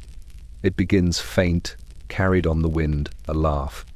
Not the laughter of a tavern full of men, not the joy of a child, but something sharper, a dry, broken sound, stretched thin until it cuts against the night. It rises, echoes, then fades, leaving silence heavier than before. The mule jerks its head, snorting, nostrils wide, as though it too hears the danger hidden in the sound. You freeze, straining your ears. Then it comes again, closer this time, low and mocking. One voice first, then another joining, until the hills carry not words, not songs, but laughter alone, harsh and cruel like coyotes circling prey. Your throat tightens. The revolver at your side feels heavier, colder. You know what this means. Bandits call with bullets when they wish to kill, but when they laugh, it is worse. It means they see you, that you are already theirs in their eyes. The trail bends through brush, shadows thick and shifting. You peer into the dark, searching for faces, for gleam of steel, but the night hides them well. The laughter moves with you, sometimes ahead, sometimes behind, always circling, a game. They ride unseen, watching your wagon creep along, delighting in your unease. The mule stumbles, hooves catching stone, nearly toppling the wagon. You steady it quick, your pulse hammering, the laugh rising louder now, echoing from the canyon walls. One voice breaks higher than the others, shrill, almost inhuman, a sound that claws at the spine. You picture them, masks drawn, rifles resting easy across their saddles, their horses breathing steam into the cold, faces hidden, eyes gleaming, every man grinning wide beneath the cloth. They laugh because they can, because fear is a weapon sharper than any knife. A shot cracks sudden, not aimed to kill, but to punctuate their game. The bullet strikes a rock ahead, sparks spitting. The laughter follows quick, rising wild, rolling over you like thunder. You duck low, revolver drawn now, though you see no target. The mule screams, rearing, its eyes rolling white, the reins nearly ripped from your hands. And then, as sudden as it came, the laughter fades. The night swallows it whole, leaving only the sound of your own ragged breath, the mule's heaving lungs, the wheels creaking slow. Silence returns, but it does not comfort. It presses heavier, filled with the memory of what just passed. You guide the mule onward, though your shoulders ache with the weight of unseen eyes. You know they let you live tonight, that their laughter was not the end, but the beginning. The bandit's laugh lingers long after the sound has gone. It echoes in the chest, a reminder that you ride not alone, but beneath the gaze of men who find joy in your fear. And somewhere in the darkness, they still laugh, waiting for the moment when the game becomes the kill. The sky is grey when the first light edges over the horizon, a pale wash that spills across the land like a slow bleeding wound. You guide the mule along the trail, the air damp with dew, the silence sharper than night itself. Dawn should carry hope, a promise of safety, but out here it often carries something else. You hear it before you see it, raised voices, sharp and jagged, breaking through the quiet. The mule stiffens, ears swiveling, nostrils flaring. You halt, crouching low, and creep toward a rise where the ground dips into a shallow basin. From there, you see them. Bandits. A half-dozen at least, their horses tied along a broken fence, their rifles slung loose. They stand in a tight circle, faces masked, voices hard.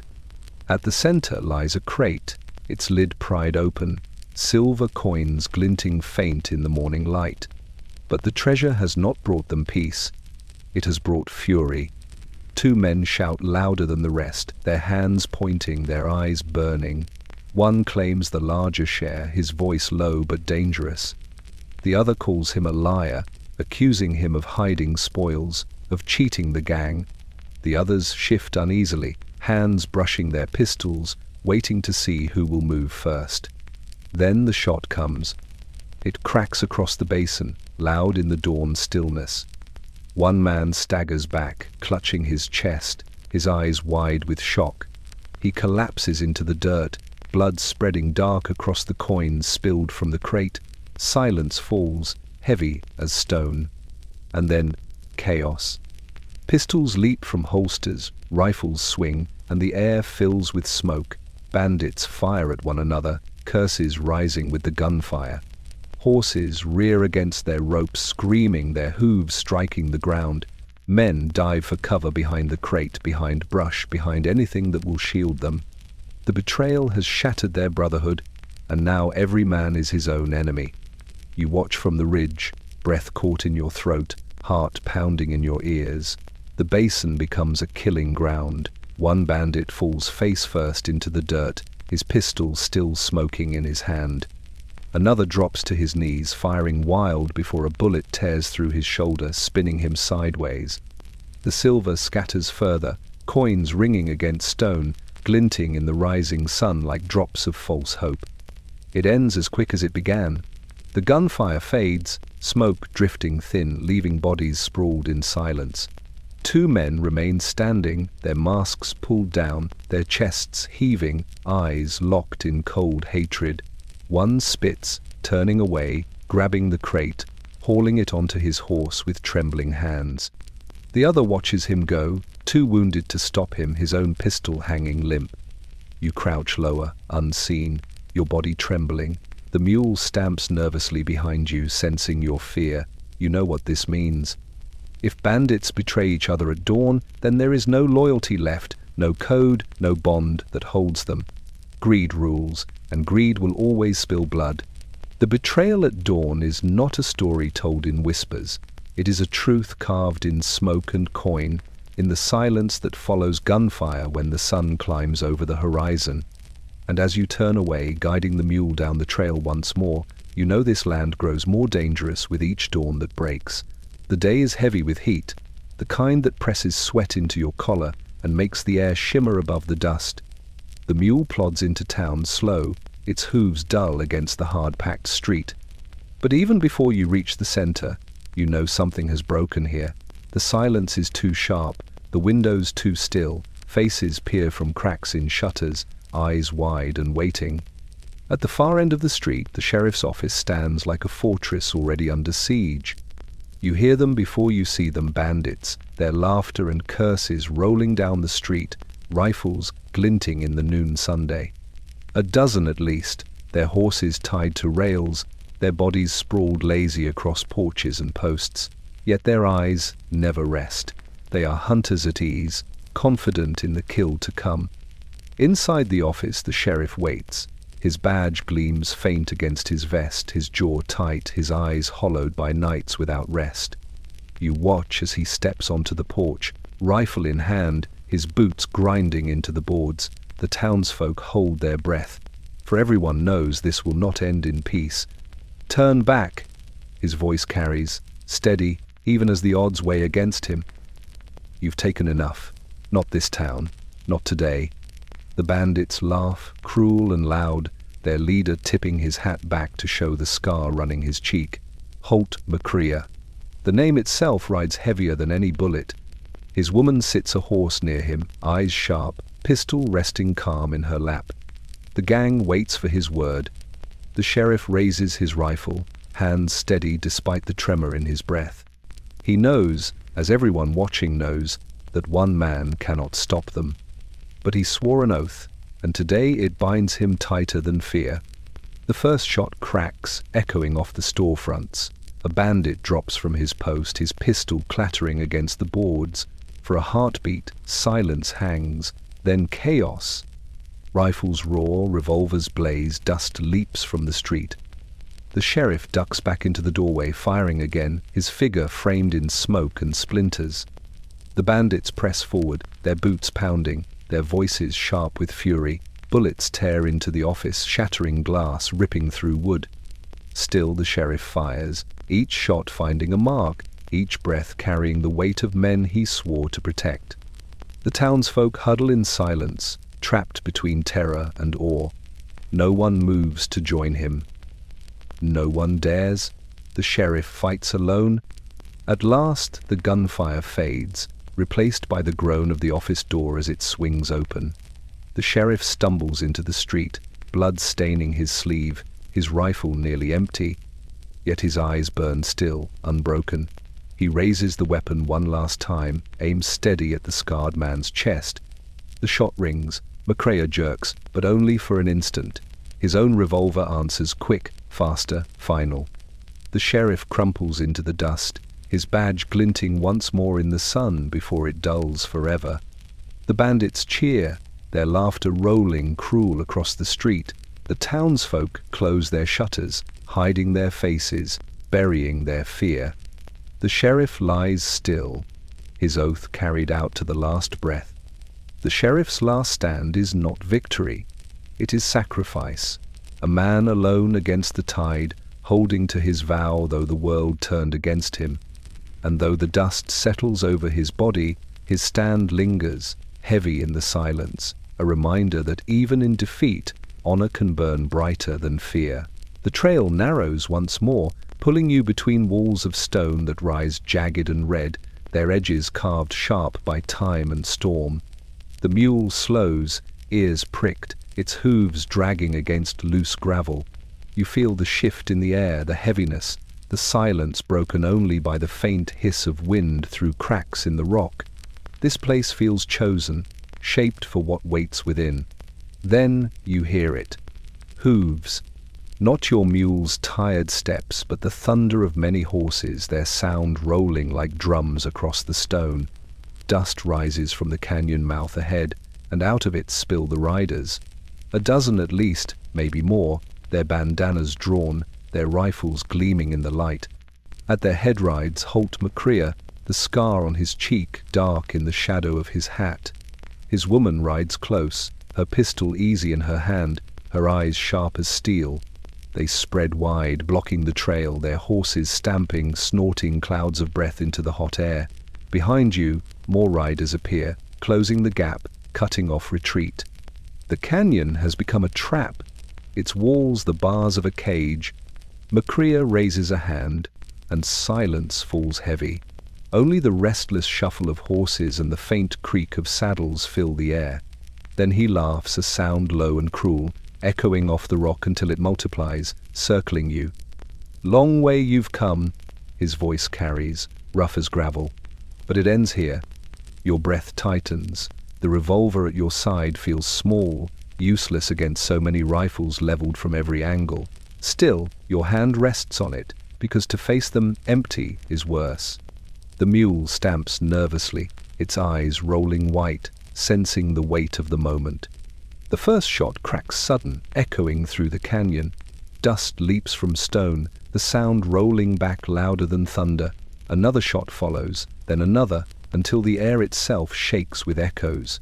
Bandits fire from the ridges, their bullets sparking off rock, their laughter cruel between each shot. You duck low, pressing against the wagon, heart hammering, the smell of powder thick in your nose. The canyon becomes chaos. Horses rear, shouts echo, rifles bark, pistols flash. The sound is deafening, trapped by stone, each shot repeating tenfold until it feels as though the very canyon itself fires upon you. Through the smoke and dust, you glimpse McCrea, riding tall, calm amid the fury, his eyes fixed on you. He doesn't raise his gun at once. He waits, watching, as though your fear is worth more to him than your death. His woman circles close, her pistol gleaming, her laughter sharp in the din. You fire once, the recoil jolting your arm, the shot vanishing in the echo. Whether it strikes true or not, you cannot tell. The bandits close in tighter, their voices rising, their hooves drumming like war. Then, as sudden as it began, the firing slows. Dust settles, smoke drifts thin. The riders pull back, their circle widening. McCrea tips his hat, his grin cruel, his voice carrying across the canyon once more. "Not today," he says, "but soon." With that, they turn, vanishing into the dust, their laughter trailing behind until only silence remains. The canyon showdown is not a battle won or lost. It is a message, a promise spoken in smoke and echo that the bandits will return, and that next time the canyon may not let you leave. The sun leans low, painting the horizon in bruised colors of purple and red. When you first hear it, the frantic drumming of hooves against the hard earth. At first you think it's riders, another gang sweeping in from the ridges, but the sound carries different, uneven, wild. Then it appears, bursting from the brush, a lone horse, eyes rolling white, nostrils flared, reins snapping loose as it gallops straight down the trail. The mule balks, jerking hard at the reins, nearly toppling the wagon. You throw your weight to steady it, heart hammering as the horse thunders past. Dust rises in its wake, and in that cloud you catch the truth. The saddle is torn, the leather dark with blood. A saddlebag hangs half open, heavy with something that glints silver in the last light. The horse is riderless, yet not free. It carries the ghost of violence with it. You shout, stepping into its path, arms wide. The horse veers sharp, hooves striking sparks against stone before stumbling to a halt. It trembles, sides heaving, sweat darkening its flanks. Up close, you see the saddle in ruin, bullet holes punched through the leather, straps frayed. Blood stains the blanket beneath, fresh enough that the copper tang clings sharp in the air. Whoever rode it bled heavy, and they are gone now. You move slow, murmuring low, reaching for the reins. The horse jerks but does not flee, too exhausted to fight. Its eyes watch you, wide with a terror that speaks louder than words. You run a hand down its neck, feeling the tremors still shuddering through its body, and then you see the saddlebag clearly. Inside lies silver coin, stamped and bright, far more than any man rides with by chance. A stolen haul. Your breath stills. This was no rancher's horse. It belonged to them. A bandit, struck down in a raid or betrayed by his own, thrown from the saddle while his horse carried on, fleeing into the night. The coins clatter faint as you touch the bag, their sound loud in the quiet like bells tolling trouble. You glance to the ridges, your skin crawling. If the gang still rides close, they will come for this animal, for what it carries. The horse shifts, ears pricked toward the horizon, as if it hears them even now. The mule stamps, restless, tugging at its tether. The air feels heavy, too still, every sound stretched thin. You know what this means. To take the horse, to keep what it carries, is to invite their wrath. To let it go is to send wealth and proof of their crime back into their hands. Either choice carries weight. The wind picks up, stirring dust across the trail, and the horse jerks its head, pulling against your grip. You release the reins just enough to steady it, but the choice lingers heavy in your chest. The runaway horse is not just an animal without a rider, it is a messenger. Its blood-stained saddle tells of death, its silver bag whispers of greed, and its trembling body carries the shadow of men still hunting. And as you lead it slow beside the mule, you know you've taken more than reins into your hands, you've taken the weight of their gaze, and soon they will come looking. The night is restless, the sky heavy with clouds that smother the stars. You guide the mule through the outskirts of town, the wagon wheels crunching low against the dirt. The streets are not empty tonight. Men gather in shadows, their faces half hidden beneath wide-brimmed hats, their eyes sharp and burning, rifles lean against shoulders, lanterns glow faint in trembling hands. These are not deputies. These are farmers, shopkeepers, blacksmiths, men driven past patience. A murmur rolls through them like wind through dry grass, words of anger, words of fear. A rancher speaks first, his voice hoarse. We can't wait for the law no more. The sheriff's dead, the gang grows bolder, and if we sit idle, they'll burn us all. His words spark nods, fists clenching tighter around rifle stocks. Another man spits into the dust, muttering of stolen cattle, of daughters gone missing, of nights haunted by the sound of bandits laughing on the ridges. You linger at the edge, watching as the crowd swells. There is no oath here, no badge to bind them, only a shared fury. They are not soldiers, but tonight they will ride as if they were. Vigilante riders, born of fear, turned into fire. The blacksmith raises a lantern, casting light across their faces. We know where they camp, up past the dry creek. Word says they've grown careless. His voice trembles with hope. Though his eyes betray the truth, he knows the danger, knows that careless men with rifles can still kill as easy as wolves. But the crowd answers with grim nods, their resolve iron. Horses are brought forward, stamping and snorting, their tack hastily thrown on, stirrups uneven, straps loose. Still the men mount, gripping reins with white knuckles, rifles slung across their backs. They do not ride for glory, they ride because they can no longer endure silence. You hear the creak of saddles, the sharp hiss of breath as they spur forward, the hoofbeats build, rolling down the street, rattling shutters, shaking lamps. The town watches from windows, children clinging to mothers, old men bowing heads. Some whisper prayers, others only watch in silence, for they know this ride may end in blood. The vigilantes thunder out into the night, their lanterns swaying like fireflies, their voices rising in shouts meant more for courage than command. You follow slow with the wagon, the mule uneasy, its ears flicking at the echoes. The prairie opens before them, vast and black. The riders move like a storm, their torches cutting swaths of light through the dark. You watch their silhouettes crest the ridge, the glow fading as they vanish into the hills. Only the thunder of their hooves lingers, then even that grows faint. The vigilante riders are gone now, swallowed by the night, chasing shadows they hope to break with steel and fire. Whether they return or not, the town will never be the same. For once ordinary men raise rifles and ride into darkness, they cross a line that cannot be undone. And as you sit alone with the mule, the dust still trembling at your feet, you know their choice echoes louder than law. The bandits own the ridges, but tonight, for the first time, the townsfolk ride out to claim them back. The storm breaks just before dusk, rolling black clouds across the plains, rain cutting thin lines into the dust. You guide the mule toward the church at the edge of town, its steeple leaning, its lantern faint against the gloom. Inside, the air smells of wet wood and candle smoke, and a hush hangs heavy over the pews.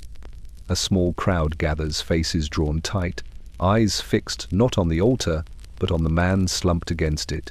He wears the bandana still, though it hangs loose now, soaked with rain and stained with blood. His hat lies discarded, his hair plastered to his forehead, his skin pale. A pistol rests beside him on the floor, but no one dares touch it. His breath comes shallow, rattling, each word pressed out as if torn from the weight of pain. He is a bandit, but tonight he is more than that. He is confession itself. The preacher kneels close, holding a lantern, his voice low. "Speak it, son. The truth's all that's left now." The outlaw's eyes flicker, their fire dim but not gone. He coughs, the sound wet, before whispering. "It was Macria, always Macria. He don't just lead us, he owns us. Every job, every bullet, his word rules." His voice cracks, trembling. "We thought we chose this life, we didn't. He bound us with fear, with silver, with blood." The townsfolk shift uneasily, whispers rippling through the pews. The outlaw presses on, his words spilling quick now, desperate, as if time itself runs out. He speaks of ambushes planned, of trains derailed, of payrolls stolen before the ink on their ledgers dried. He names camps hidden in canyons, stashes buried beneath ghost towns, roots carved into the land that lawmen never found. Then his voice falters, his eyes close, his chest shudders. For a moment, silence grips the church, broken only by rain drumming the roof. But his lips move again, and the preacher leans close to catch the words. "The woman, she ain't captive. Don't believe that lie. She's colder than him. Smiles when the blood flows, laughs when men beg. She leads him, same as he leads her." His face twists with something close to fear, even now, as though her shadow lingers. Gasps ripple through the crowd. Mothers clutch their children tighter, men grit their teeth. The outlaw coughs again, crimson staining his chin. "He'll burn this town next. He told us so. Said fear's worth more than silver. Said ashes make better warnings than bullets." The preacher clasps his hand, voice trembling in prayer, but the outlaw's grip weakens. His final words slip like smoke. "We're devils made men, and I'd trade it all back if I could." His head falls to the side, his breath gone, his confession left hanging in the silence. The lantern flickers, shadows dancing across the wood, across the faces of those who now carry his words. The bandit's confession is more than truth. It is a mirror, showing the cost of greed and the chains of fear. And as the storm fades outside, leaving the world washed clean, the people inside know the filth of that life remains, clinging to every word he spoke. The bandits are not just thieves. They are fire waiting to spread, and now the town knows where the flames will fall. The night is sharp, the wind restless, carrying with it the smell of pine and smoke. You follow the mule up a ridge, the wagon creaking, the trail steep.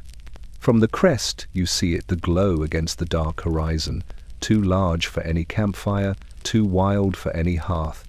Flames lick high, painting the canyon walls orange. The bandits' hideout is burning. You pull the mule to a halt, crouching low behind the wagon. From here the scene unfolds clear. Cabins built into the hollow of the canyon roar with fire, their roofs collapsing, their walls sparking into embers. Smoke billows thick, swirling into the night, carrying with it the acrid stench of gunpowder. Horses scream, their silhouettes rearing and thrashing in panic, ropes snapping as some break free, bolting into the dark. Figures run among the flames, bandits, their faces half lit, their shadows long and frantic. Some carry sacks spilling silver and coin that scatter into the dirt. Others drag rifles from burning crates, the wood already smouldering. Shouts rise above the roar of fire orders barked, curses hurled, voices hoarse with fear. But not all the fire comes from wood. Rifles crack in the distance, their shots flashing from the ridges above. Vigilantes. The townsfolk who rode out in fury now strike from high ground, pouring bullets into the canyon below. The hideout burns not by accident, but by judgment. One cabin collapses, sparks leaping skyward as a bandit dives clear, rolling in the dirt, his coat aflame. Another stumbles, clutching his chest, falling hard as the gunfire continues. Panic spreads, louder than the fire itself. The outlaws scatter, some shooting back blind into the ridges, others fleeing through narrow cuts in the stone. At the center of it all stands Holt McCrea. His scar glistens in the firelight, his hat shadowing eyes that do not flinch. He shouts commands, his revolver barking into the night, his voice carrying even through the chaos. His woman rides a panicked horse through the blaze, her pistol flashing, her laughter sharp as glass. Even as their world burns, they are defiant, refusing to yield. The mule jerks nervously, nearly pulling free as sparks drift close. You grip the reins tight, watching as another building collapses, flames devouring the stash within. Crates of ammunition ignite, bursting loud, shells screaming into the air like fireworks gone mad. The ground shakes with each blast, the fire fed by powder and greed. Men scream, horses bolt, the fire swallows all. You force yourself back from the ridge, heart pounding, the glow burning into your eyes, even as you turn away. Behind you, the hideout continues to roar, its flames reaching high, its smoke blotting out the stars. The burning hideout is no victory and no end. It is a warning written in flame across the canyon walls. For though the bandits scatter, though their lair collapses into ash, men like Holt McCrea do not die with their camps. They rise from fire, carrying vengeance with them. And as the night wind shifts, carrying the smoke far across the plains, every town that smells it will know the outlaws have been wounded, but not destroyed. The town square waits silent beneath a pale morning sky. The dust has not yet stirred, the shutters remain closed, and only the creak of the gallows rope breaks the stillness. You guide the mule slow down the street, the wagon wheels crunching faint against the earth. The townsfolk gather in shadows, their voices hushed, their eyes fixed on the scaffold that rises stark against the light. The gallows stand simple, rough beams nailed into place, the rope swaying gently with the morning wind. No banners, no speeches, no music of brass or drum. Only wood, rope, and silence. It is not celebration that fills this place. It is weary relief. The outlaw stands upon the platform, wrists bound, eyes sharp even as his body trembles. His bandana is gone, his hat stripped, but the defiance lingers in his stare.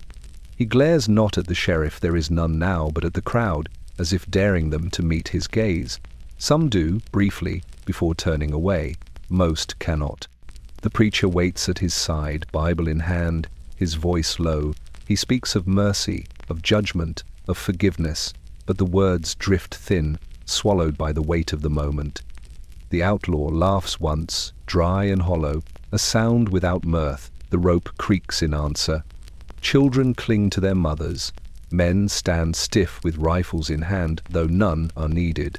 The town has seen too much fire, too much smoke, too many nights haunted by hooves.